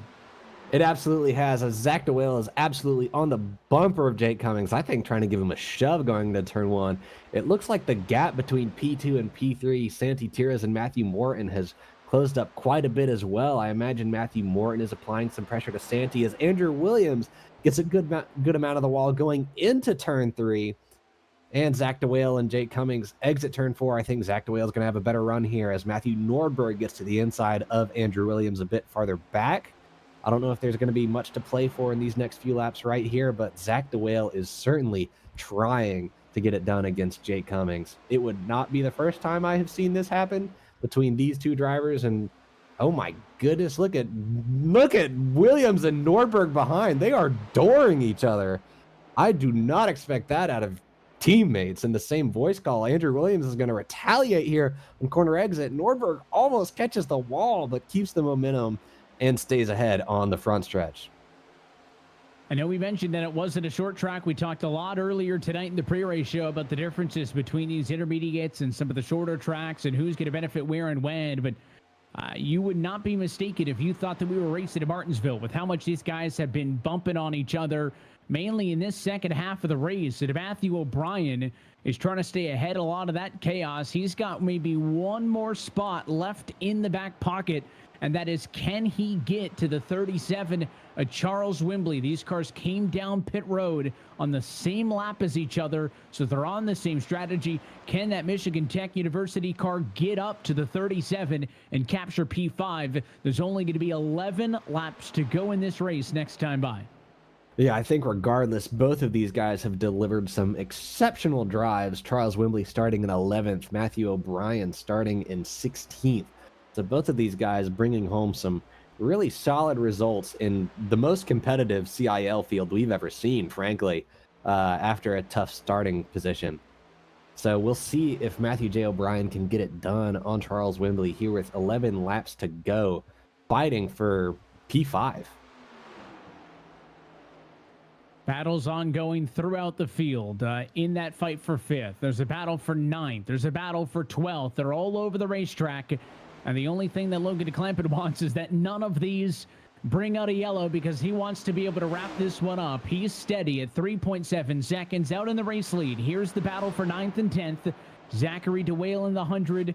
To the outside is the 95 and Jake Cummings. It seems like half the battles tonight have been with these two, and another big bit of contact right there. Oh, it's all going to come to a head. Cummings gets turned. Is there a caution? There is. Schulenberger involved, and at lap number 91, it is the first caution of the night, and that will completely change how this race will end. That is unbelievable. I was about to say Zachary DeWale going for the extremely tight side draft on Jake Cummings. I would love to see like a chase cam of DeWale or a rear chase of Jake Cummings just to see how tight that side draft really got. But that's absolutely brutal, because Jake Cummings not only wrecks himself, but collects his friend, the fan vote winner, Brandon Schulenberger, as well. That is brutal for those two guys. Cummings to pit road. Look at the right front damage on that machine. It looks like he may be, wrapping it up. That's going to be it for Jake Cummings, the Converse University machine. His night is done. Several other drivers, again, to get heavy damage in that one. The notable one was Schulenberger, who came in and pounded that car that was sideways in the middle of the racetrack. And it's also going to bring up a critical cycle of pit road stops here, with everybody being on nearly 40-lap older tires from when they pitted just shy of the halfway point. So let's see what the decisions are. We would expect everybody to be coming down pit road. That is the case. One driver staying out. That may not be for position. It is indeed a lapped car, so all the leaders are in. What does Logan Clampett do? Can he get 4 tires, fuel, and get out before he loses the top spot? I wouldn't be surprised to see a few risk takers take 2 tires here, but I wouldn't expect that from anybody higher up than about 5th. But this pit stop is going to make or break your race with only like 7 laps to go. That lap 92 caution totally changed things. I believe we'll get a replay of that after these pit stops are done. But left side goes up. Oh my goodness. I think Daniel Nanny took 2.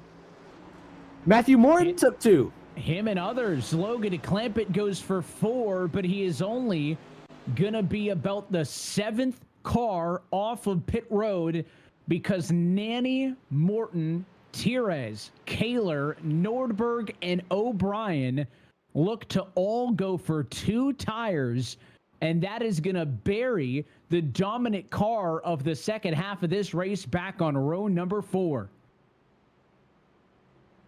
And here's the replay of the contact between the 95 and the number 100 car of Zach DeWale and Jake Cummings.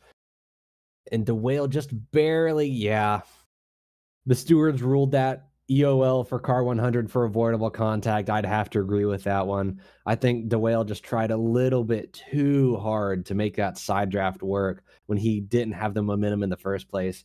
Jake Cummings, nothing he can do, slides up in front of Brandon Schulenberger, takes out Andrew Williams. That's a brutal way for those 3 to have their first ever all-star race ended. But, I mean, I'd have to agree with the decision by race control there. Here we go again, on board with Zach DeWale. You can use the seam in the track as a reference. And DeWale, yeah, can't even put that one on netcode. That was for sure car contact. And I don't blame DeWale for trying to get the side draft, but I think he just tried a little bit too hard. And we had Brandon seen drivers get away with it so many times. There is the big hit. Schulenberger and others compiling into that one. Thought maybe for a moment when that car first spun, and he did a great job of kind of counter steering it away from the inside wall. And all right, maybe he's going to avoid the damage. Maybe this race will stay green. And then when that car came back up onto the racetrack and it got plowed into, no doubt, the yellow was going to come out. And to your point, race control did issue an end of the longest line of penalty to the number 100 car of Zachary DeWale for avoidable contact. So we thought, and you thought aloud, Ryan, maybe we'd see a couple of cars go for 2. In the end, the decision is 6 drivers total decide to go for just 2 tires. And now Logan Clampett's going to be restarting this race in 7th place. Him and everybody else behind him in line opted to go for 4. Well, I'll tell you what, there is one driver in this field who for sure has experience on a late race restart with worn left sides and brand new right sides, and that is Matthew Nordberg. I started only 1 car between him and myself in the open. He only took 2 tires, and folks, that is the reason he is in the Bane, is because he took 2 at the open. So I don't think he's had the most pace of all the drivers tonight, but he is certainly the one who has experience with these conditions, with tires like that, taking 2 brand new right sides. And now we'll see, getting set for restart, who is going to take victory in this inaugural CIL All-Star race. Do you think, and I'll just put you on the spot, Ryan, is there enough time left in this race for Logan Clampett? We know he's got the pace, but is P7 and row 4 going to be too much for him in 4 laps? I think Clampett has a chance if it stays green. I believe we'll be getting, we'll have 4 laps to go. I think 4 laps at this track, given just how worn the left sides were, is going to be enough time. But if and only if it stays green. He's got a lot of competition ahead of him, stiff competition, who only took 2, and he's got to weave his way through that.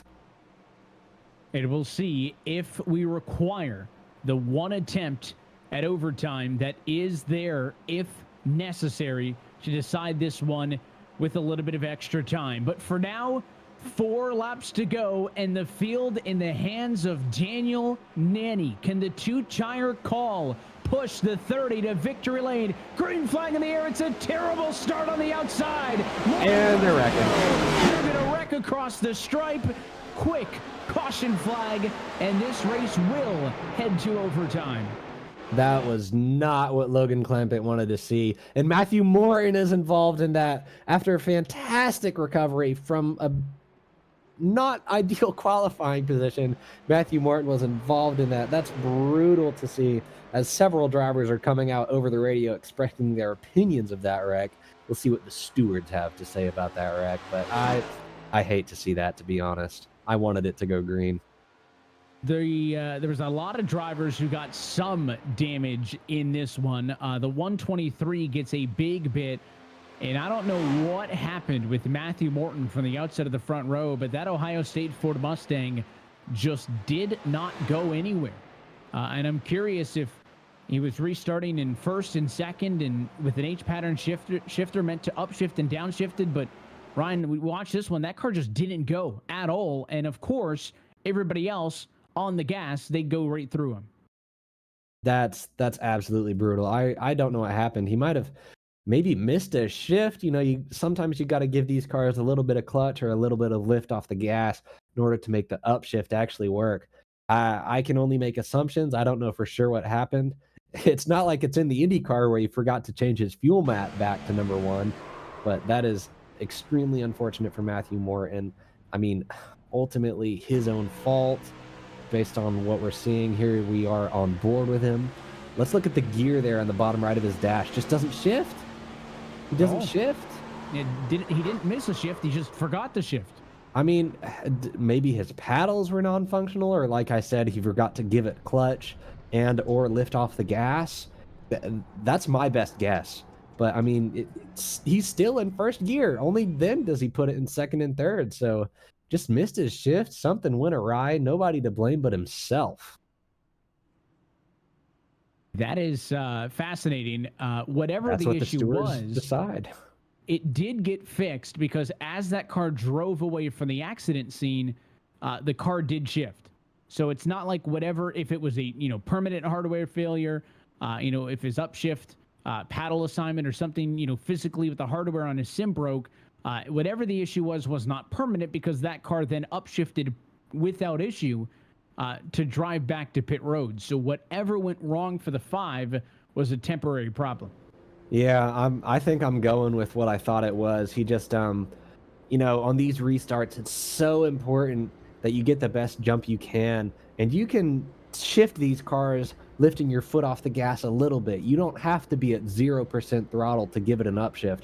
But I think I'm sticking with my guns here. Matthew Morton did not take his foot off the throttle pedal enough, trying so hard to get that good jump that he just couldn't let it click and upshift into the next gear.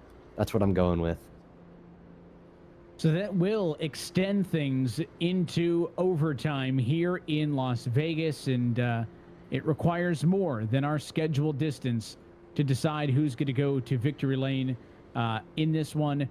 We will try for one attempt at a green-white checker finish in this race, one and only, and that's going to be it. Daniel Naney, Santiago Tires, and others going to be up front and in control of the field. They will get one and one only. Maybe Logan Clampett still has a chance. I'll say I would have thought that the quick caution flag would have hurt Clampett, but because so many of the drivers involved in the accident were running ahead of him, Logan Clampett will restart on the outside of row number 2. Yeah, I think ultimately that yellow proved to be net zero for Logan Clampett. I think had the yellow come out with drivers farther back, that would have been disappointing for him to see. But like you said, because drivers ahead of him were the reason for the caution, I think that's net zero for him. He did lose time to make up ground on 4 tires, but he did gain spots anyways. One person I want to shout out is Matthew Nordberg is currently sitting P3 and had to race his way in via the open. He was not going to make this race. He has not made the playoffs before. He did not make the playoffs this season. He did not run a full schedule. He was not able to. But, I mean, off of the decision to take 2 tires like he did in the open race to beat me, he does the same, and it is working out for him. But he's got stiff competition with Daniel Naney, Santi Tires in front of him, and Logan Clampett on his outside. That is going to be hard to beat. And we've seen the outside be the place to be early in runs, especially at the drop of the green flag. Maybe that benefits Clampett, the fact that he's going to be to the outside there. Of course, Nordberg's been to victory lane, to your point, once already tonight here in Vegas. Does he do it for a second time? Or will it simply be Daniel Naney? Can he get the jump on the front row and let everybody else fight behind him? That is, I think, best case scenario for the 30, is get clear. Let Tires, let Nordberg fight with each other. Hopefully, they not only slow down each other in doing so, but ideally, they probably slow down Logan Clampett for you as well. And maybe that's the decision that gets you into victory lane. It is one and only one attempt at a little bit of CIL overtime here in Vegas. All-star race win on the line. Daniel Naney up front, the control car to the Geico restart zone. Green flag in the air, 2 laps to go in Vegas. Great jump. It's a good jump for the 30 car. Fantastic jump. Absolutely fantastic jump from Daniel Naney. As they're 3 wide behind, it looked like 4 for a moment. Edward Sanchez does the right thing, stays low. As Logan Clampett on those 4 tires gets a fantastic run on Santi Tires on the exit of the corner. They're still 2 wide farther behind. I really hope it stays green here. As Santi Tires pressures Daniel Naney and Logan Clampett goes high with Edwin Onofre following. Where did Edwin come from? Here they come to the white flag. Daniel Naney barely avoids wall contact. inside, spinner behind, a white flag in the air though. This race is official. Nanny still leads, make it 3 car lengths over Santiago Tires. Clamp it in third, trying the outside, but he just cannot get those 4 fresh tires to activate. Final time in 3 and 4. No challenge up front for Daniel Nanny, who's going to ride a 2-tire call to an all-star race win in Las Vegas. Gosh, as Logan Clampett gets in probably the biggest wreck I've ever seen on race finish, crossing the line. But I mean, ultimately, fantastic drive from Daniel Nanny. He had to make the call for 2, and then he had to make it work. I think with Logan Clampett, we witnessed sometimes worn tires worn, W-O-R-N, can turn on quicker than fresh tires can. And I think that might be what happened with Logan Clampett's left sides here coming to the finish, as Edward Sanchez gives him a congratulatory bump. Daniel Nanny did everything he needed to do.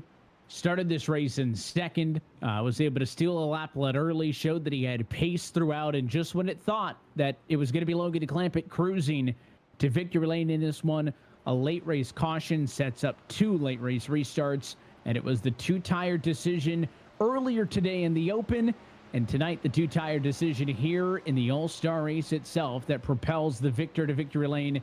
And in this case, it was Daniel Nanny who goes to victory lane. It is your 2024 Collegiate iRacing League All-Star Race champion. And you think it means something to the Ball State driver? He is still going on those burnouts. Those rear tires, pieces of those rear tires will end up in the crowd by the time Daniel Nanny has decided he's done enough burning out. But I mean, I'm seriously impressed. Daniel Nanny is a CIL regular. I think he missed a few races this season, has been in quite a few controversial race moments. But, I mean, we had 3 Coke tier drivers in here, and they didn't win. Instead, it was Daniel Nanny, the CIL regular, knowing, I guess, a bit of the strategy that frequently happens in these races that allowed him to get the win. It's something we talked about all night long. Would that familiarity benefit a regular? And in the end, it's a win for the home team, if you will, as CIL regular Daniel Nanny goes to victory lane. We'll take a quick opportunity to step aside. When we come back, the post-race show is next. We'll talk with your top finishers and get you set for what's coming up next. But from Vegas, it's Nanny in victory lane.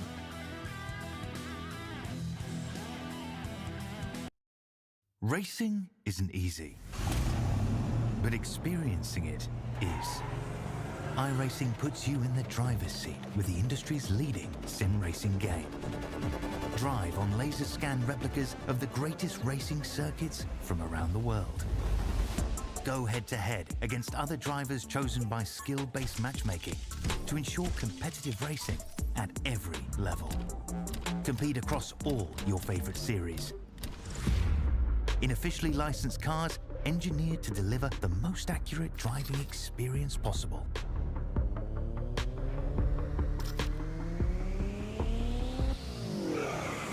Join a race or host your own with players from across the globe.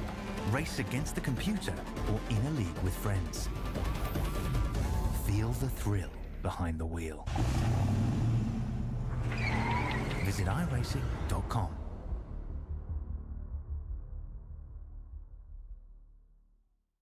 When you want to be the best, you can't settle for the rest. For anything on iRacing, there's just one name you need, Makoni. With the launch of Makoni Entertainment and Makoni Competizone alongside Makoni Setup Shop, we now provide the best of the best in setups, paint schemes, coaching, broadcasting, and event organization. With cars across all 4 license classes, we have what you need to hit the track with confidence. Grab a subscription and save money while going fast at MakoniSetupShop.com/subscriptions. And remember, at Makoni Setup Shop, there are setups, but your victories.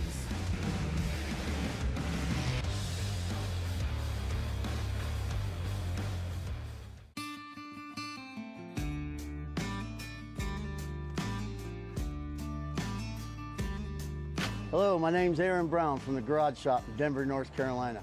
We're here at the famous Bonneville Speedway in Wendover, Utah. One of the most harshest environments on the planet to race in, and that's why we need the best tools Snap-on has to offer. What we use here to pump up the oil in our race engines to prime them is this Snap-on screw gun. With its variable speed and high torque, this allows us to spin our oil pumps up to 1,500 RPMs, creating 70 pounds oil pressure, which helps us get everything settled in, nice and happy, and turn the hot oil through the engine. Compact, lightweight, and able to fit in really tight spaces.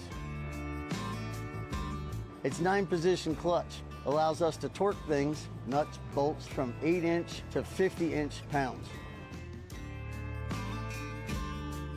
Small size and high performance helps us get into many places on a race car where normal tools can't. Under the dash and the engine compartment, we also use this to drill a lot of holes in very tight spots.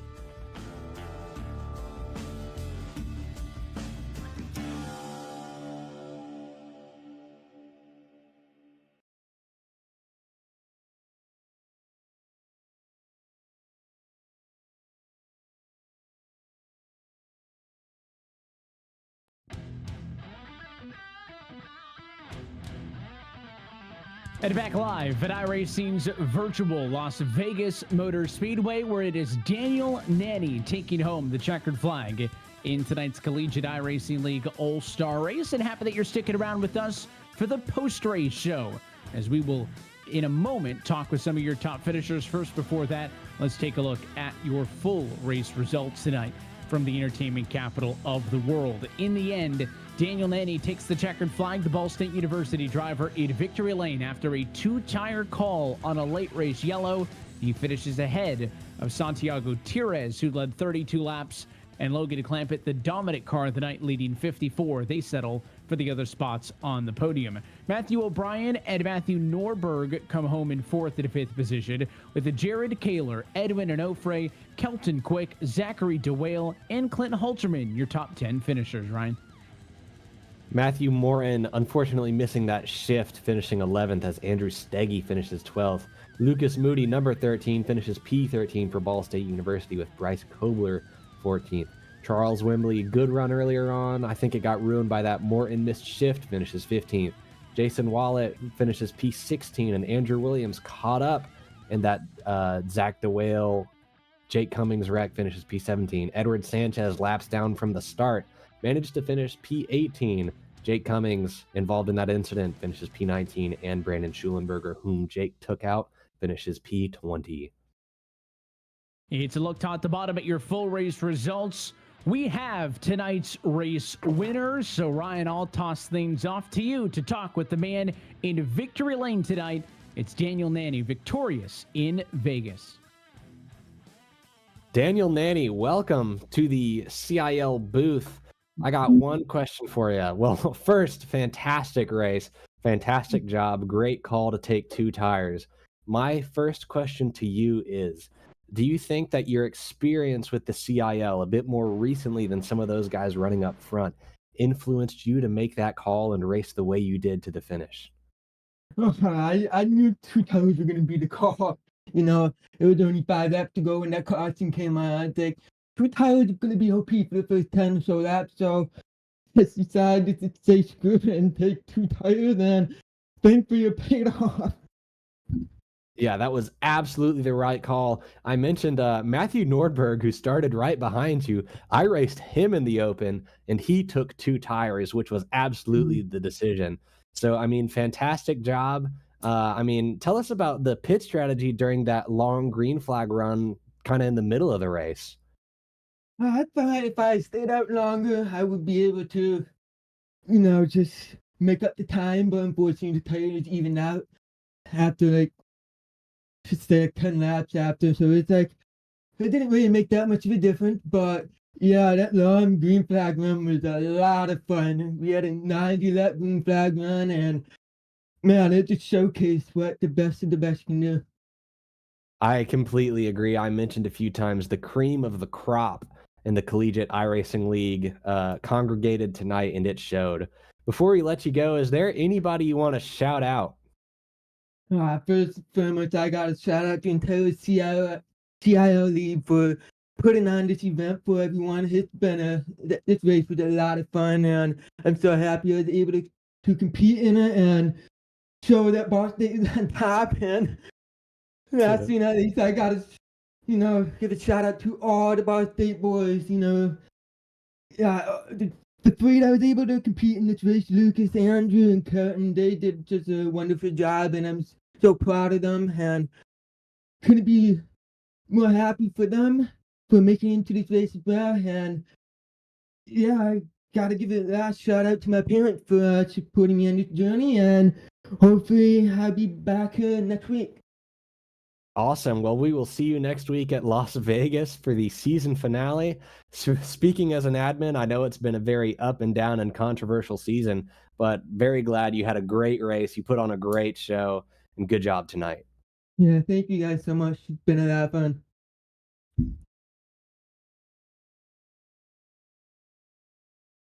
Well, that's your race winner in this one, Daniel Nanny. Let's go to the guy who comes home in second place in this one, but it's all said and done. It's Santiago Tires did a P2, and Santi, I know you thought you had a chance to win this race. I mean, you lead 32 laps in it. You end up P2 in the end. Just kind of tell us about the sequence at the end, the caution flag, the two-tire decision, which was a race-winning one for Daniel, just not you in the end.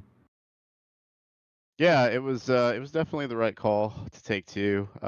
Yeah, unfortunately, didn't really execute there. Kind of slid my box, and I knew I was kind of in trouble there. And yeah, ultimately that was the race-winning move. If I didn't do that, maybe I had a shot. But yeah, congrats to Daniel Nanny. Did a good job just executing on that two-tire stop and on the restarts there. So yeah, so definitely was that was a much needed caution for us.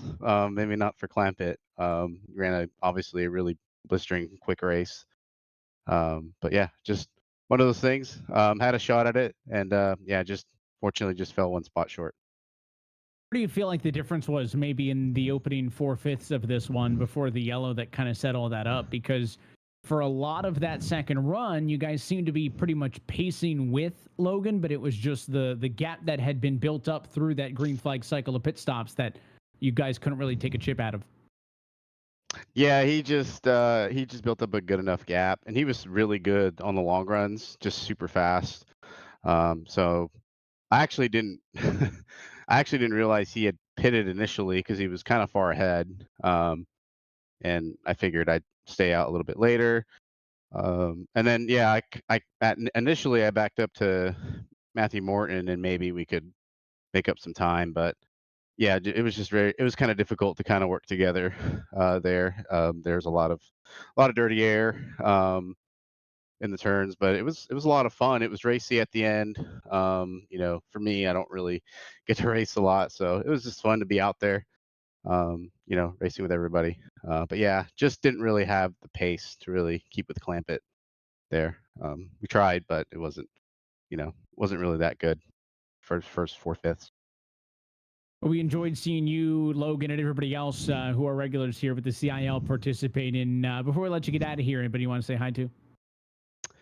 Yeah, thanks, Jeff McConey, for the support he has for me. And it's good to talk to you again, Evan. And thanks for CIL for putting this on. It was a lot of fun. Appreciate you giving us the time and good chat with you as well, my friend. Congrats on a solid finish, and we'll catch you down the road.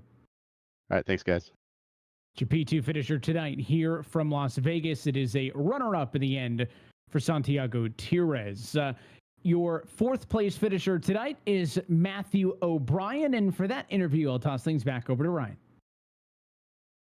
Mr. O'Brien, welcome to the broadcast booth. That was quite an interesting race for you. If I remember correctly, not the best qualifying position, but you really made it work towards the end.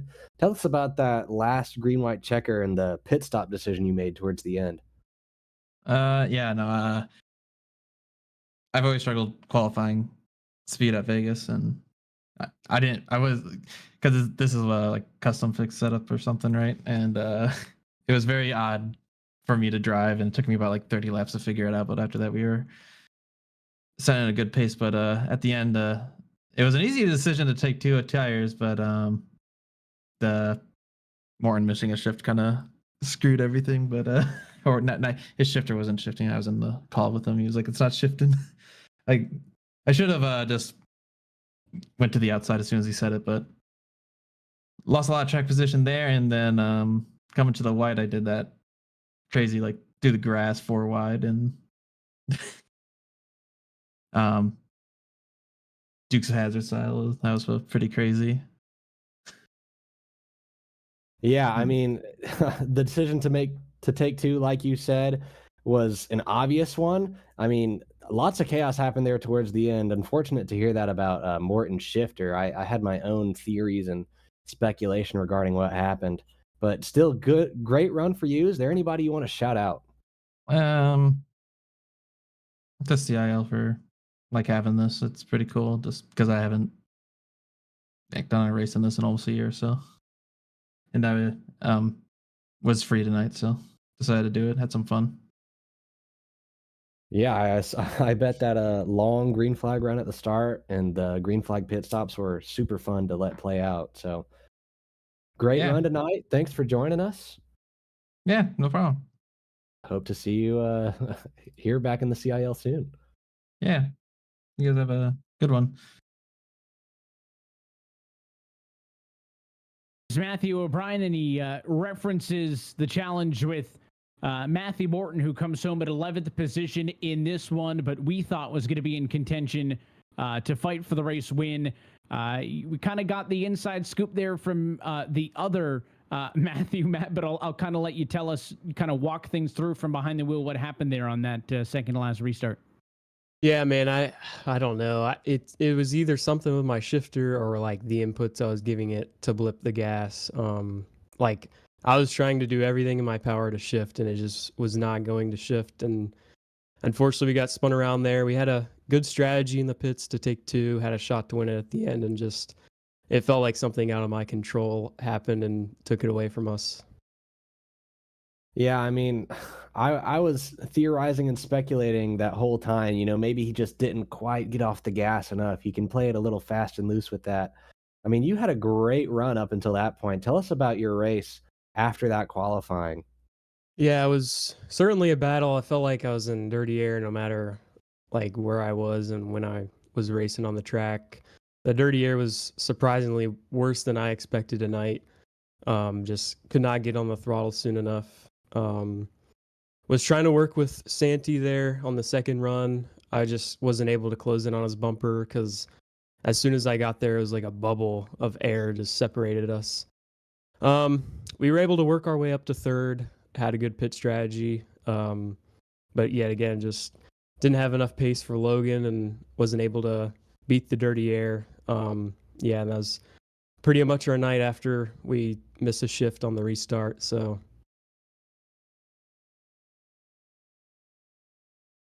Well, up until that, I guess, first caution of the night that put you guys in that position, you were running in third spot.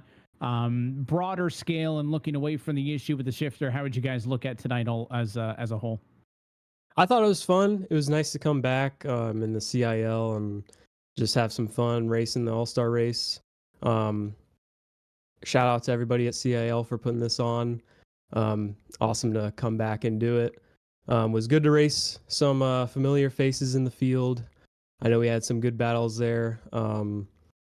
Yeah, I mean, it was fun, but unfortunately we didn't get the win, but, it was still good to come back and race. That's all I can pretty much ask for.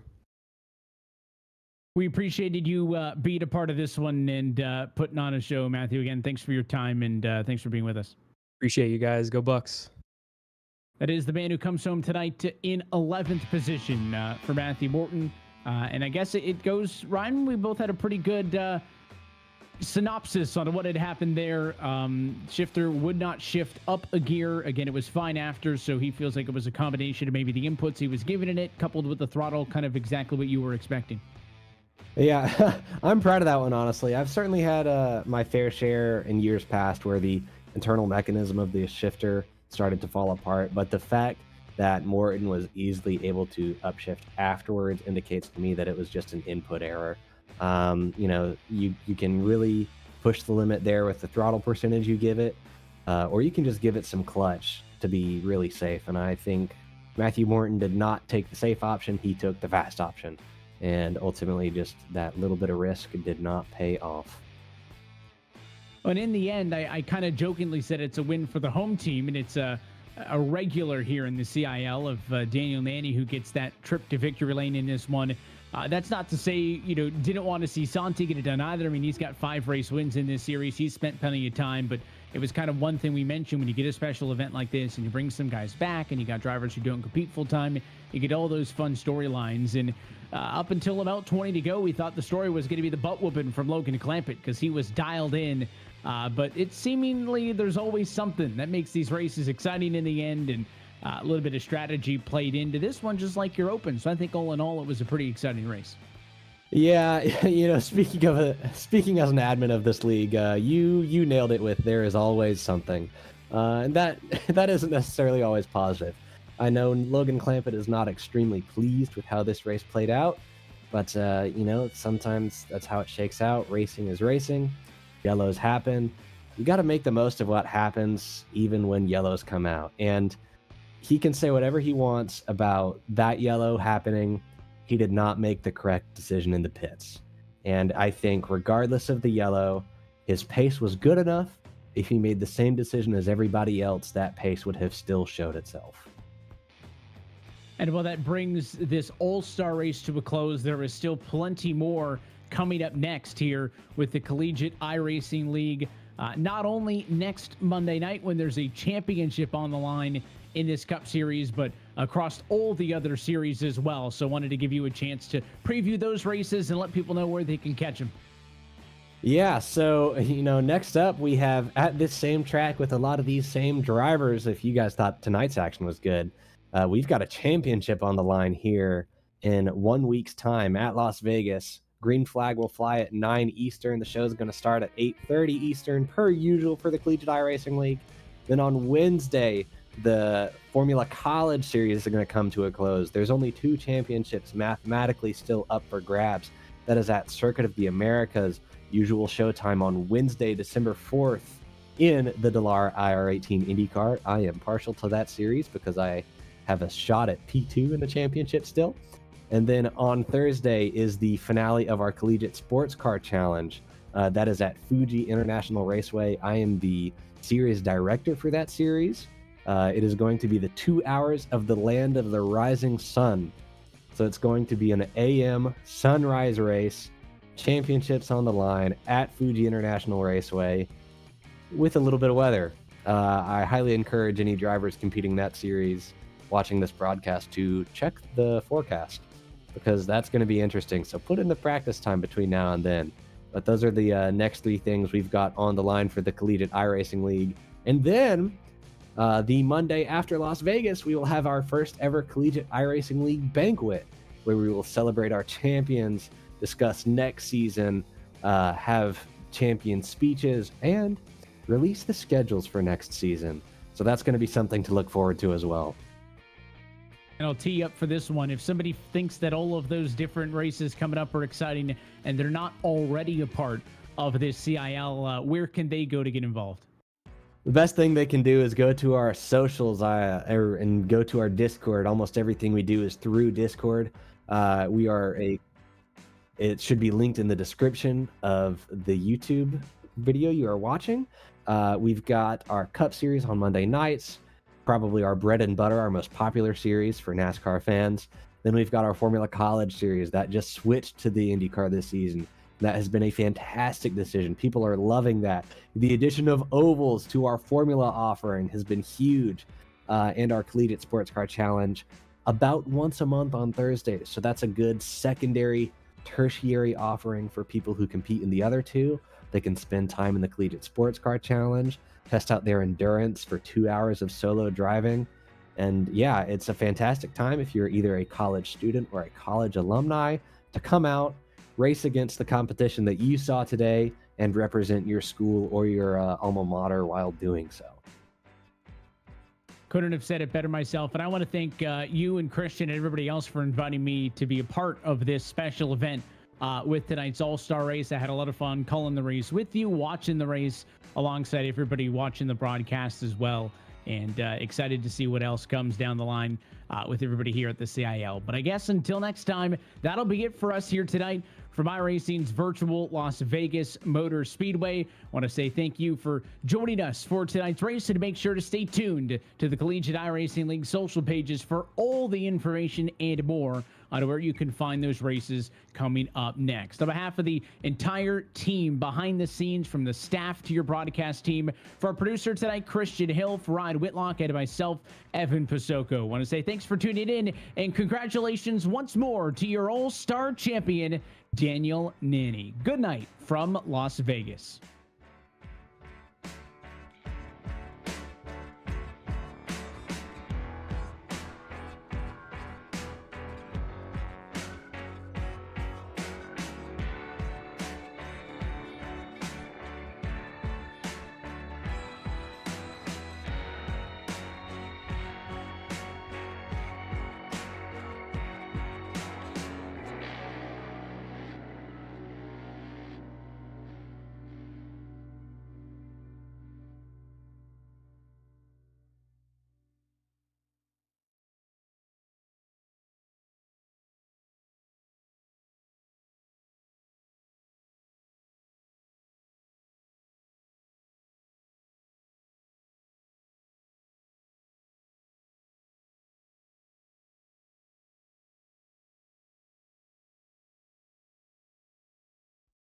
Racing isn't easy, but experiencing it is. iRacing puts you in the driver's seat with the industry's leading sim racing game. Drive on laser scan replicas of the greatest racing circuits from around the world. Go head-to-head against other drivers chosen by skill-based matchmaking to ensure competitive racing at every level. Compete across all your favorite series in officially licensed cars engineered to deliver the most accurate driving experience possible.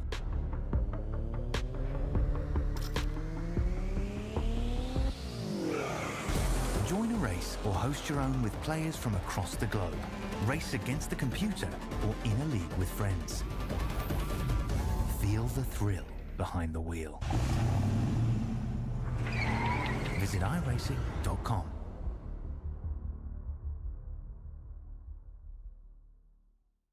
When you want to be the best, you can't settle for the rest. For anything on iRacing, there's just one name you need: Makoni. With the launch of Makoni Entertainment and Makoni Competizone alongside Makoni Setup Shop, we now provide the best of the best in setups, paint schemes, coaching, broadcasting, and event organization. With cars across all 4 license classes, we have what you need to hit the track with confidence. Grab a subscription and save money while going fast at MakoniSetupShop.com/subscriptions. And remember, at Makoni Setup Shop, there are setups, but your victories.